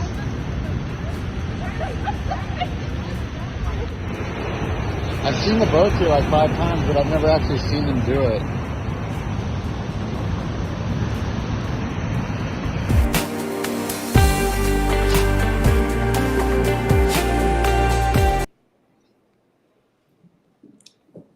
So I'm reading the stat about how many migrants came from last year, 2023. So hear this number, Hakeem. So it's been 225,000 migrants that came here in the United States from 2023. 225,000, and numbers are still going, and this year numbers still going up. What's your thoughts, Hakeem? I think that it's a difficult situation, man. But you know, we need to be real strict about handling the borders, baby. Mm-hmm. Like you know what I'm saying? Like I tell people this, try to get in here the right way. I know people are fighting to get here. When you do stuff like that, automatically you're gonna get sent back. You know what I mean? That's not the way to do it. You already done pay your whole life savings to come across the boat. I don't know how many people done died on that water already, because we already know you on that boat. There's a lot of people who done drowned. So, you know what I mean? We trying to tell people don't make this dangerous trip. And we need to try to, the thing that America doesn't like to hear is the reason why we have these migrant crises, we messed up a bunch of people countries. You feel me? Yep. We messed up a bunch of people countries to the point where, hey, shout outs to Production X Dark, man. Thanks. All is well. We messed up a bunch of people countries to the point where people are running here just to come clean toilets. Am I wrong? No, keep going. Y'all not getting no data analyst jobs. You sure enough ain't gonna be no digital marketer here. You feel what I'm trying to say? Or a project manager. It says, do we have an immigration problem? Yes, but we then need to find out the programs don't even have enough to support us here already. Joe heard him hallelujah. Yes, sir. Let's talk about it. Yes. Every city in America you go, the homeless population is growing on top of the migrants who are here that are homeless too. We see them everywhere. I went downtown Miami, driving by, and I'm starting to see a mixture of different people. I say, these ain't the regular homeless folks. Hey, remember how King, I don't know if it was the last you from the governor of the state. They're asking you to help support these migrants by having them in your house. Basically, because it's getting bad. And that was in Massachusetts. Yep. Out of all places. We're hemorrhaging a system that already didn't have enough. Because so many are keeping in the pockets. You telling me we need to accommodate more? I'm not talking like a xenophobia. My parents are foreigners too. We've been here over 60 years already. So we are traditional Americans. So now I got to think of my nephews, nieces, and stuff who are coming here. And then let's not talk about what about the people who immigrate here legally? How do they feel when they see people crossing over here? I'm here. When you or a person, which I know some, which I've met, who come from England, Ireland, Canada, Portugal, these places, you yourself who immigrate here has to come with a bachelor's degree, a master's degree, because America's not accepting people. You're not getting a visa if you don't have something great. We don't have that lottery stuff like we used to have back in the days. So a lot of y'all, on top of you immigrating here, you're paying over $1,000+ I'm talking about the ones who immigrate here legally based on profession. $1,000+ they have to pay to get here. You know how much a green card here in America costs if you want to buy one? $250,000, $250,000. And for a business green card, for a business visa green card, it's $500,000. A lot of people are surprised they see a lot of Chinese here. They got the money to come and spend it here. Yep. He knows better. He know what I'm talking about. He's in California. Yep. There's a lot of Asians there. A lot of them don't come here illegally. The check is already cut. Oh, $250,000, cut it. Hey. Certain families there in China been having money back since the Ming Dynasty. Oh, listen, this is our queen here talking. He says, the TN visa isn't easy as it seems. Let me fly you to Mexico, then try to find one of these boats. That's somebody who flies frequently. Yep. Who flies frequently? Who's coming from what we call because you know developing countries are third world country. What we call America and places like Canada and stuff like that. It's a word for it. First world countries? Yeah, first world countries. She's from a first world country. She flies frequently. She pays her money. She flies just like some of these people who come here from London and Portugal and stuff. They pay thousands of dollars to fly around, thousands of dollars for visas. And it's hard for them to get. So I'm saying we're getting to a point where you ain't going to be able to come here and clean toilets anymore, people. You need to be able to read English to clean the toilet now, better alone get a security license.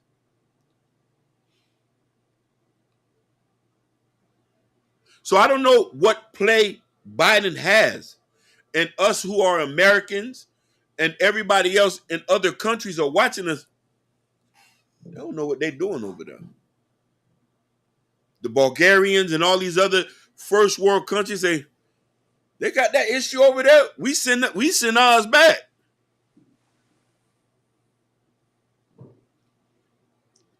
When the migrant crisis was happening in Europe, they was not playing over there. That's why a lot of them people are still sleeping in woods over there, because you're not coming here to they don't listen. They don't have enough. The countries there was already doing bad. Italy, Portugal, these places like their money is so bad. Yeah. Greece. They're not. The system is hemorrhaging now. Inflation is hitting all the. Even England itself is having some issues. That's why they had to break off from the union. They said we're not letting our economy come to. And another reason why they broke off too, they also stop a lot of people, because when you're a part of the European Union, a lot of people from other places. And here's the funny thing too. England go through the same thing we go through. I don't know if anybody can fact check me on this. Everybody from all those other European countries flood to UK to get a job, just like everybody from other third world countries. Everybody on this side of the planet flood to the United States to get a job, no matter where you at, because this is where the jobs is at. Same thing happening in UK. So when the UK say we can't keep hemorrhaging our system, we got to break off the Brexit. I'm noticing now, and just to give you a tidbit, and people talking about where last year in the state of Florida, they had them cut the food stamps down to 70. They took, I think, almost $60, $70 off the food stamp. Did we did a story like I don't remember. You probably did. I just don't remember. You did a story, because I remember I seen a news clip where the girl said I was usually able to get my daughter her snacks or things that she liked. She said I had to cut, and she said I work full time. I still can't afford enough to buy. It's crazy. This was in the state of Florida. I can only imagine other different places now. There's people right now who are in traditional home programs who are trying to get off the street. A lot of people, Fred, again, there's Americans who are homeless, who's been here all their life. You know what I mean? They're still homeless. And that's not talking about the veterans that are homeless too. Oh my God. Man, that's even worse.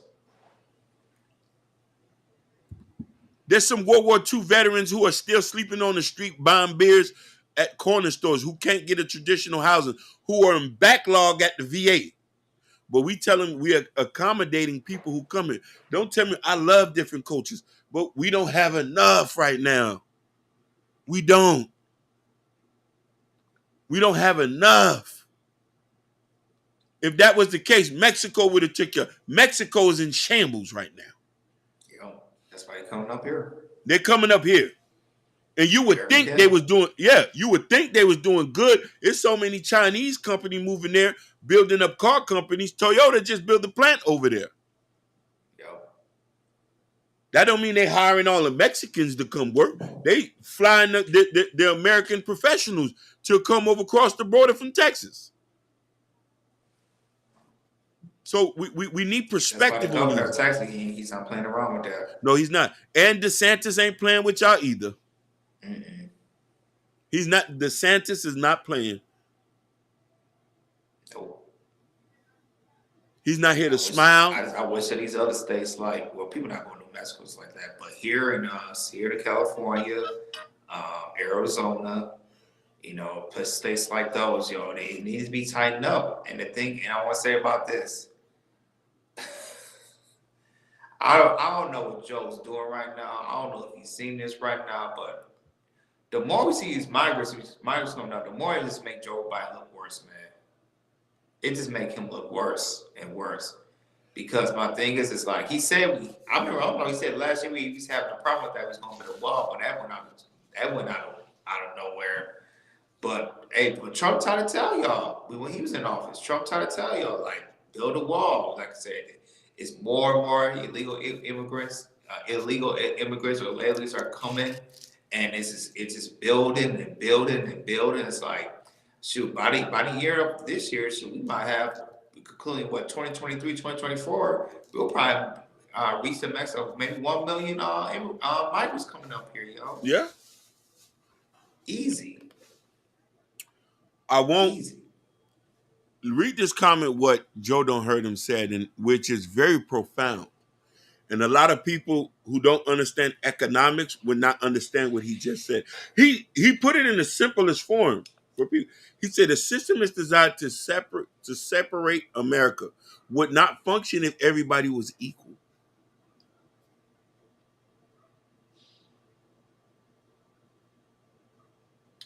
Go read Wealth of Worlds. And he just symbolized that one little statement right there. We are a capitalist society. There's always going to be an underclass to feed the system. People don't get that. They think that everybody can be rich, everybody can manifest. No, baby, it don't work like that. They're going to be poor people. They're going to be middle class. They're going to be an upper class, and they're going to be that upper class that you go up in that. The system just wasn't designed for that. Even back then, it has always been like that. You know what I mean? He said, big fat. It says, not only that I feel like a lot of people that come here illegally don't understand economics. Project X Dark said, he said, many of them will take low pay and tolerate terrible living conditions. Big facts. That's huge facts right there. Production X Dark. Let's have a serious conversation. I'm gonna talk about two particular places in Atlanta, three: Texas, Miami, and California, which is the most states a lot of immigrant Hispanics come to. And I don't think, like you said, they don't understand economics for years. He says, shout outs to King Touch Auto. He says, bless Black King Bodega. Love the info. Like being like you've been like this since Miami. Marcus Garvey. Just wanted to big you up. Thank you, my brother. So, and that was my good brother. I went to high school with. Good brother, good father, a good black man who raises his kids, who praises. And I gotta give shout outs to King Touch Auto. You know what I mean? He sells cars too, everybody. He's on Instagram. Kings, when that's _touch_auto. So let's get something straight. Production Dark, follow me here and tell me if I'm wrong. And Jordan, I need you to talk to me. Go ahead. Because you're in Michigan. And they did this in Michigan, and they did this in Michigan too. When our Latino brothers and sisters who don't come to us and talk to us first for us to get them up on game, when they come here, they get the pay. They put the price down on labor, which hurts the whole vast of us. I know what I'm talking about because when I was growing up, I tried to get in construction jobs here. A lot of time they wouldn't take us. They say, we got enough. Yeah. I'm not hating on my brothers and sisters. They got to eat. And then when the person tell you, when I say, hey, we only paying them $6, $7. This was in the 90s that time. We ain't working for that. Sorry, brother, we can't do that. You can't come in here and bring the price down to make sure they pockets. This America, baby, they got to pay top dollar. Thanks. So when you come in here, you lower the price down. And this is the reason why construction is still having an issue, because our brothers and sisters Shout out to Natasha Vincent. She got our brother King Touch Auto on here. You know what I mean? Mm-hmm. Natasha, we gotta get you on the payroll, baby. Yes, we do. We gotta get you on the payroll. Gotta I get gotta that listen. bonus. I can't afford you now, baby. We working up the chips. When we hit that 1 million subscribers, you'll be the first one on the payroll. A big bonus as well. Big bonus now. So listen here. Even some and listen here. Our Hispanic brothers and sisters, we want to pay you top dollar. A lot of y'all are skilled workers. You shouldn't be underpaying yourself. You're going to get underpaid because they can do that because you don't got your papers. Get your papers together. That's all. Get your papers together, brother. Yeah. Do the legalized way. Do the legalized way. Don't devalue labor here. Because we're having a problem where our young black brothers and sisters here can't get a job. We're not blaming you. I want to say that. We're not blaming you. This has nothing to do with you.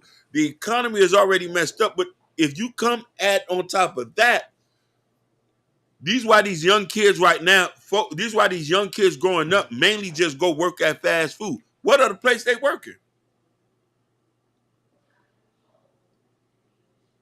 When you can get somebody to go work at the construction site or at an auto body shop, you pay him under the table. You pay him $100, $200-$300 a week, and he know how to fit. He know how to tear down a transmission and put it up in less than an hour.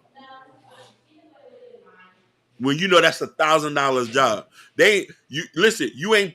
you gotta pay the BMW techs and the Toyota techs over $60,000. The mechanics over there ain't playing with you. No, because they charge top dollar for labor. So this is what Production Next Dark was talking about. They're willing to come here, take low pay, and live in terrible living conditions because you know you're not supposed to be here illegally.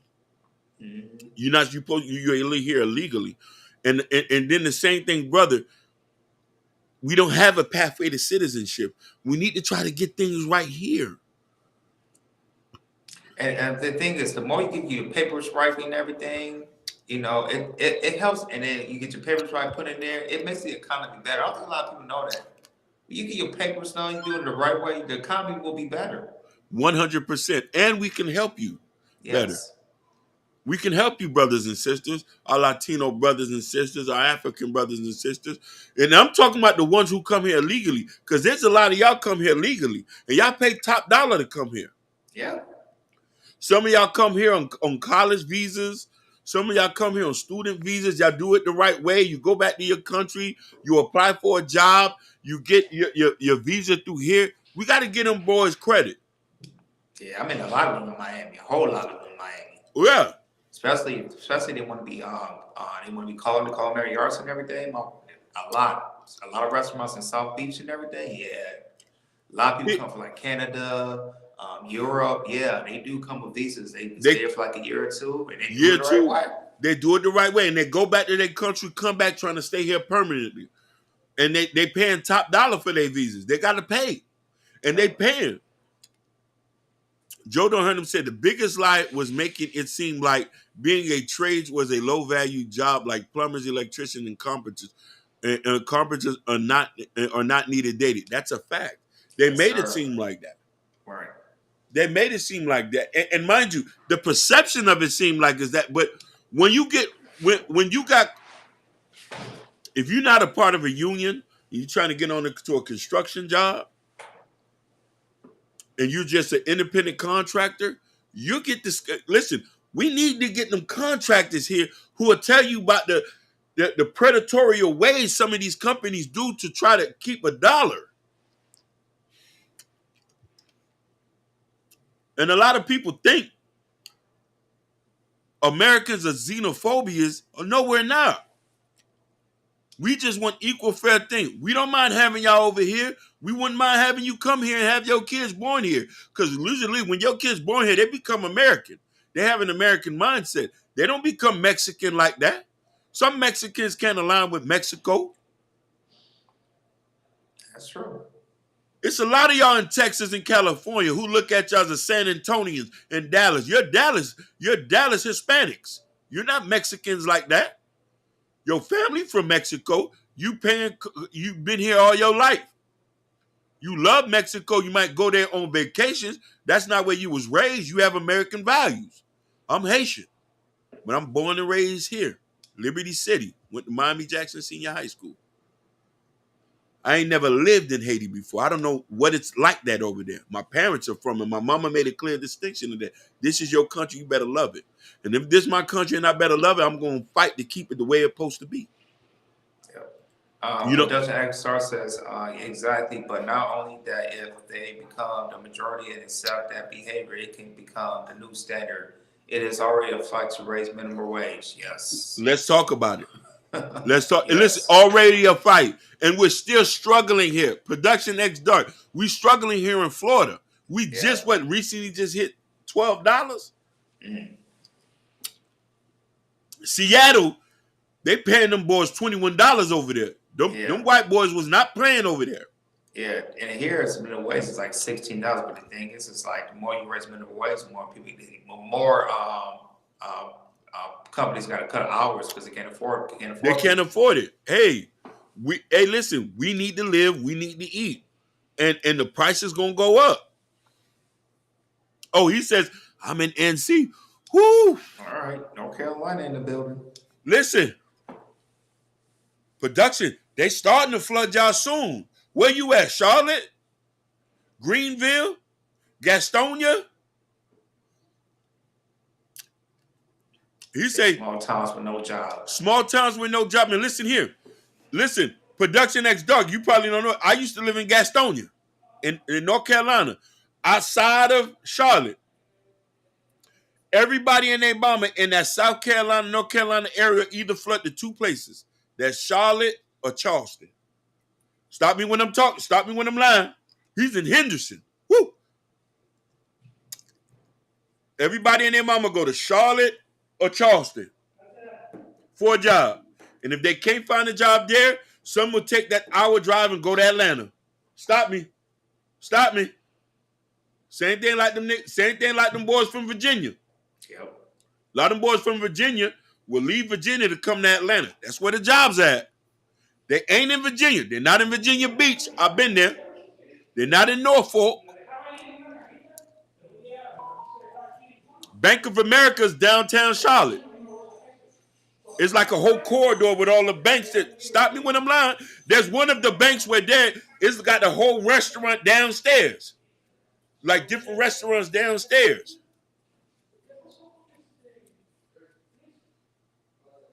They're starting to flood Charlotte. They're starting to flood North Carolina. You say, Columbia, South Carolina, Orangeburg. Woo! Columbia's another one too. They just starting to build up. Orangeburg, that's another big city's off to the side. Funny enough, my brother's wife, she's from outside of Orangeburg. Shout out to my brother's wife and my South Carolina family. Put respect on their name. Yeah. So, Jordan, in your opinion, how do you think a lot of us can go about educating people and to make other people understand what we're going through as far as like just a whole just to try to get people to understand because I know y'all see this in Michigan too, because they don't talk about that. Because listen, y'all got it other ways too. You got the Mexicans there and the Arabs. The Arabs carved out their own city in Michigan. Yeah. And it's only for them. And they're not shy to tell you that. Yeah, but the question for me is like, well, I'll just say in our generation, it's like I said, we don't watch TV no more. But the thing is, it's like, we're in the social age of social media and everything. click on some certain news on like CNN or something like that. This looks what's going on in our country today. Or go to YouTube, listen to the podcast. It's topped out what's going on in our country today.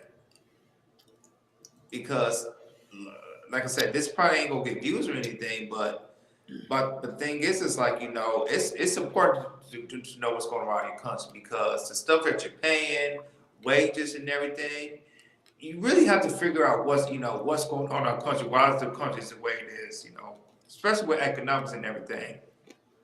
Because with these migrants, it's definitely affecting our economics, big time. And a lot of people, like I said, a few people know, but I think a lot of people just don't know like that. They just don't know. And to me, it's important, like I said, continue, like I said, if you want to know about economics, look at podcasts. Like I said, I know we're social media driven. Look at social media. Don't just look at entertainment. Just look look at what's going on in our country today and everything. And also, like I said, 2024 is election year. Just figure out what's going on here in the United States of America, and make sure you do your research. And then, like I said, the person you're voting for, vote for the right person to fix the situation, because it's just like I said, as we can see, I guarantee you, that's just my personal for me. Like I said, by the end of 2024, for 2023 to 2024, if like I said, if it keeps going, we're definitely gonna have over 1 million migrants here in the United States of America. 100%. And also, you guys is watching, please like it and share it too. Like and subscribe. Like and share it so people can see what we're talking about. Because we're giving out good information what's going on. Basically, so we can bring the old videos down and this new video up. Yes, sir.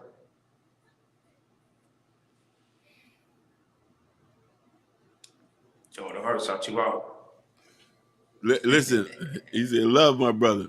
He says, Hakeem, round mirror behind him, bitch. Hey, that's the signature.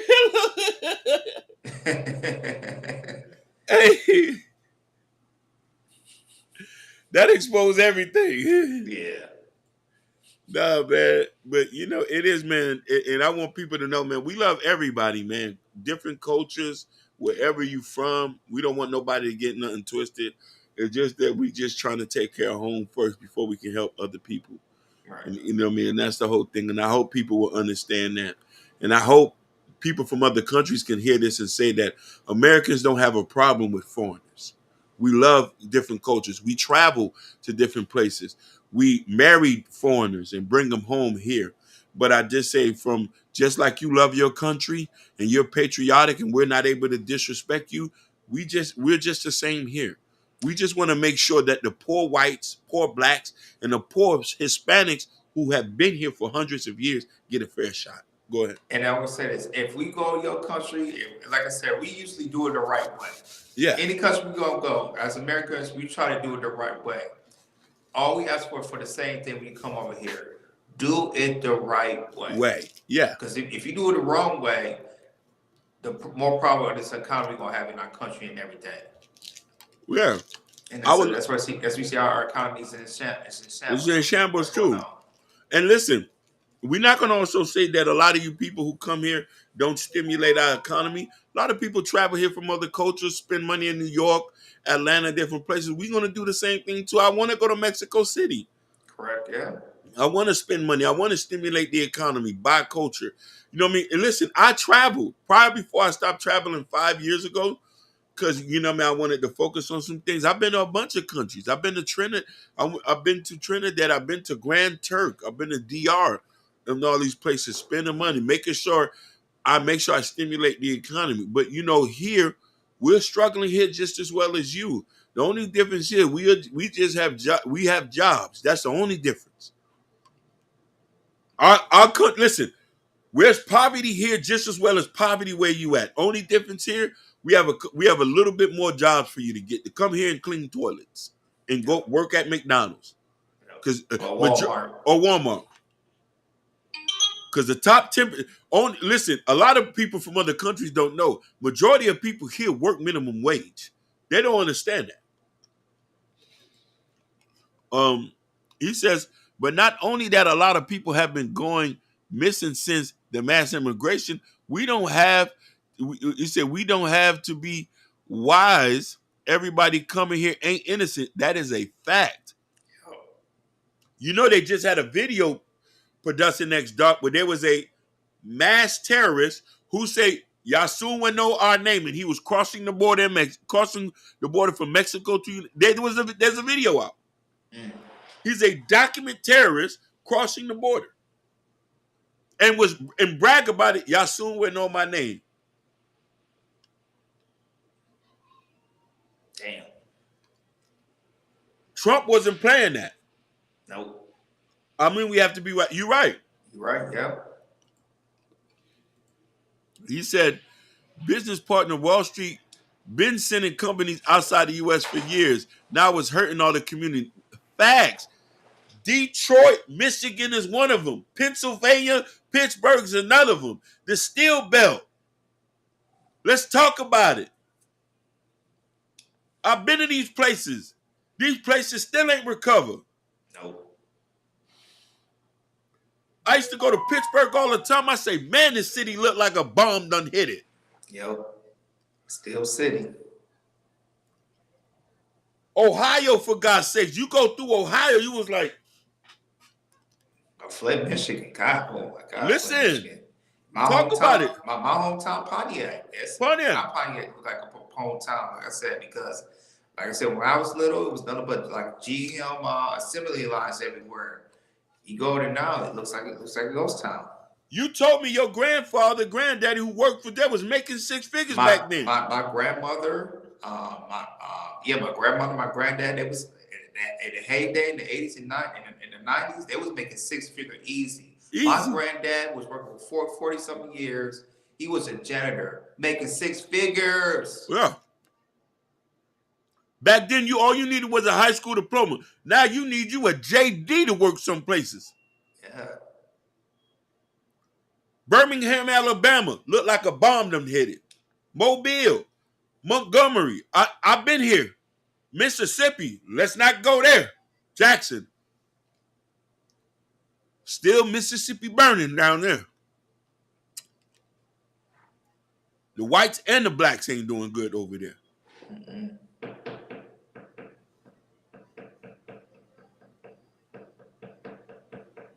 You know what I mean? But you got Ford and all these other places building companies over here. You got Apple building their phones overseas. Yeah, and they're still clocking billions.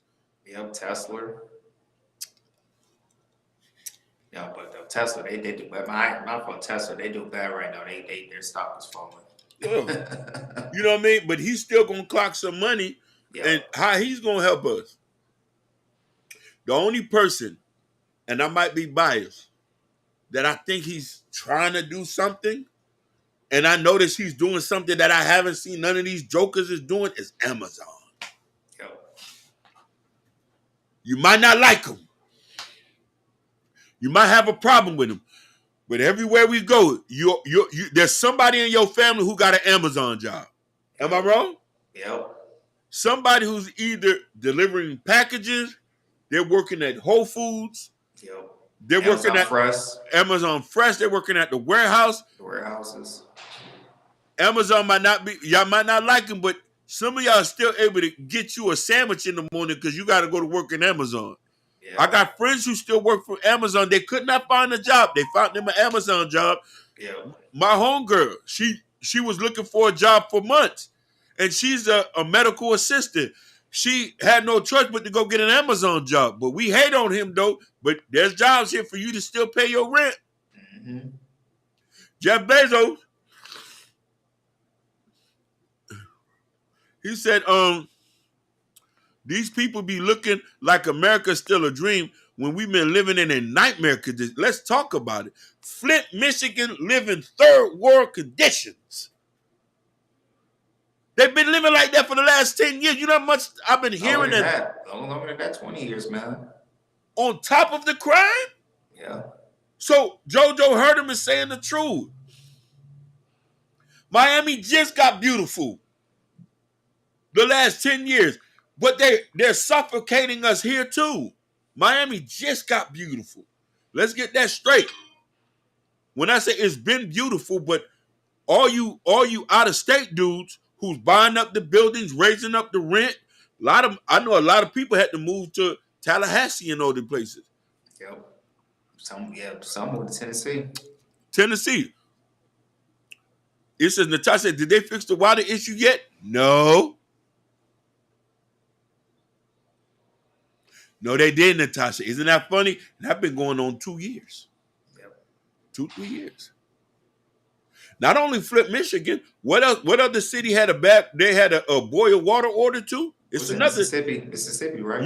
Jackson, Mississippi. They still got a boil water order. You can't even take a shower with their water in Jackson. That's where Brett Favre and all these goofies are from. Oh no, yeah, it's been way more than that. It's been but that water situation I think, no, it's been I've been here with 2020, 2023. It's been happening for 15, 20 years. About 15 years. 15 years. 15, 20 years. I've been hearing about Flint being poor back when I was growing up, and they said the crime was bad. And listen, we just talk about Flint, Michigan, and Pontiac. Nobody never talk about Grand Rapids. Yeah. The other side of the of Michigan. I heard them boys were dropping bodies on the daily over there. You know what I mean? Listen, North Carolina's starting to get rough now too. I've never seen that before in my life. The last 2-3 years, yeah, bro. Charlotte and all these goofies are now catching bodies there. North Carolina ain't what it used to be before too when I was over there.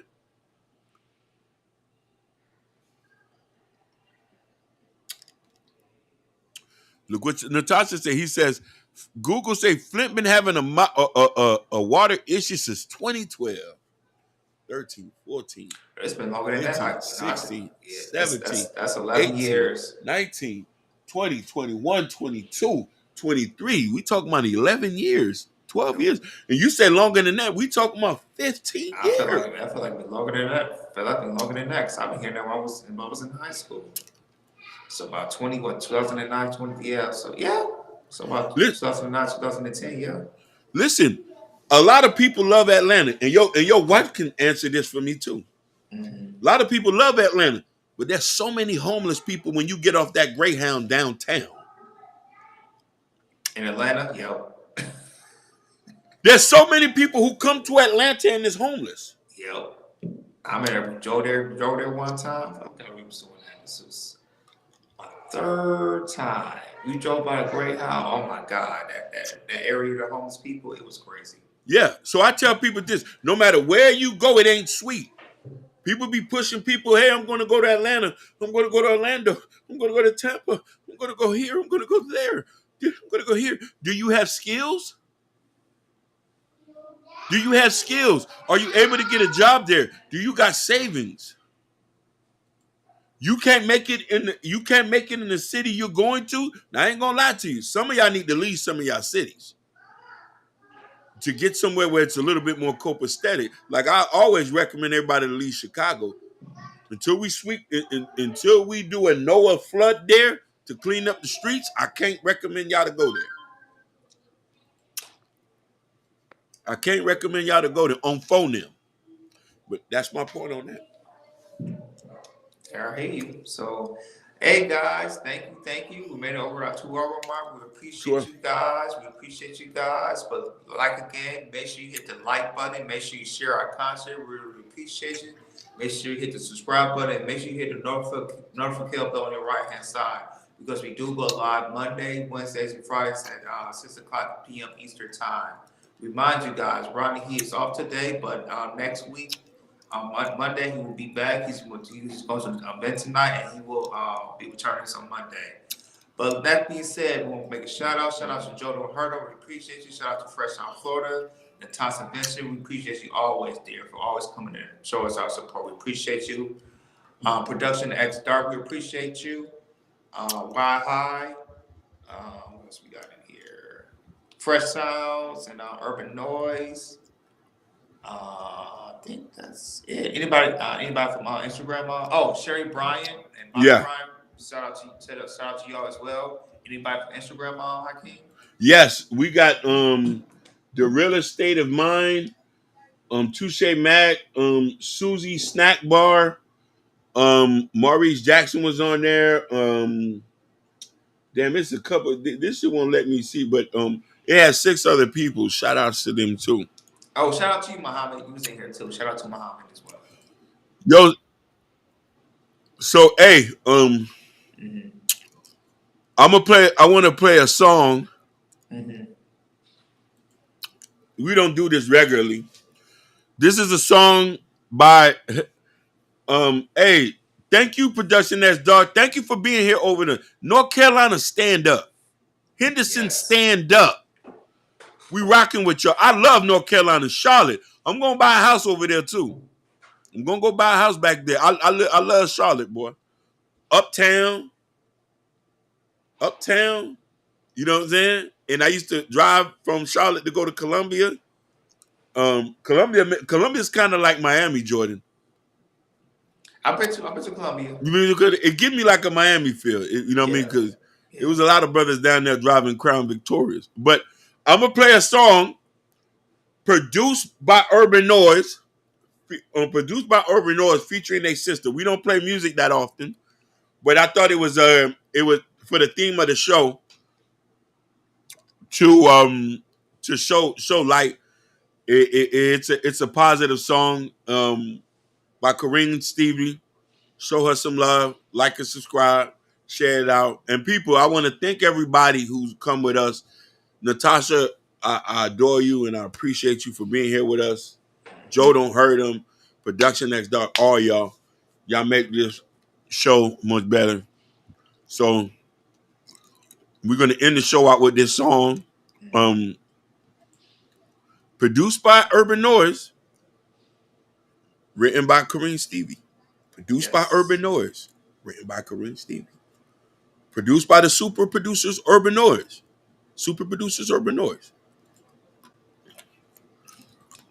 What did you say? Oh, he said, Hakeem, check out Santee, South Carolina. I'll go there. I'm gonna go there.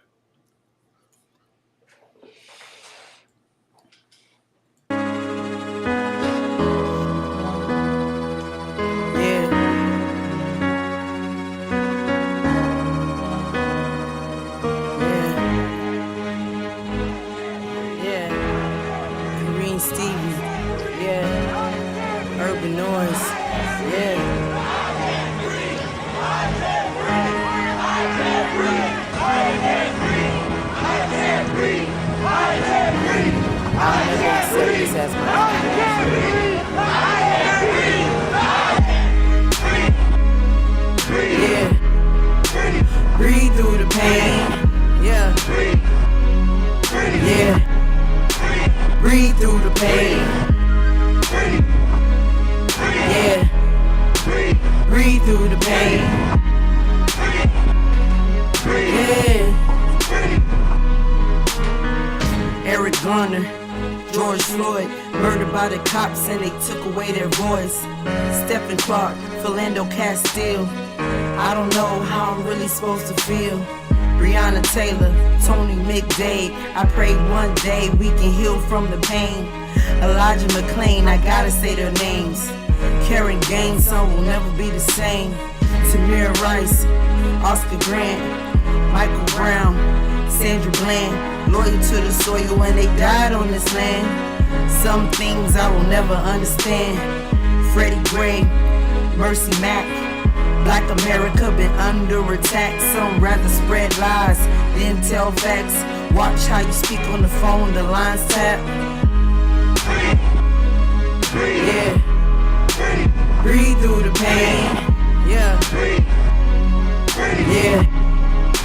Breathe through the pain. Yeah.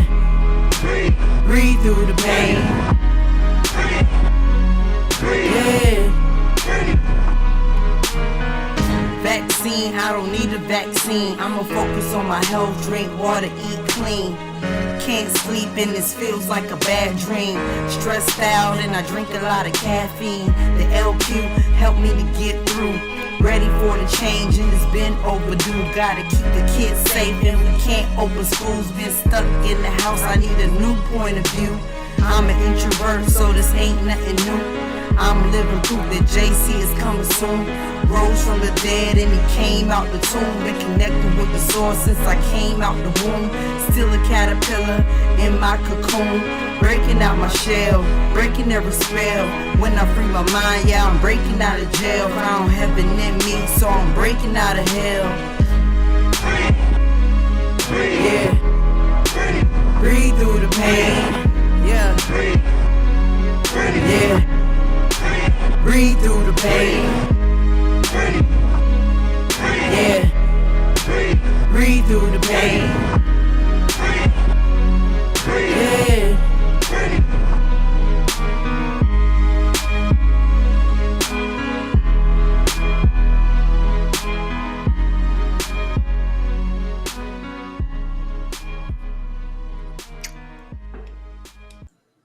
Hey man, that was a bomb video, man. Thank you, man. Hey, shout outs to Kareem Stevie. Shout outs to the super producers, Urban Noise. Urban Noise.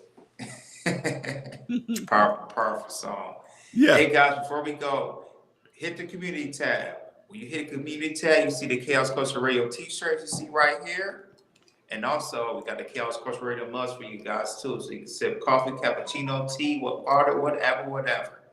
So, like I said, see you guys on Monday. With that being said, Chaos Culture Radio. We are out. Peace.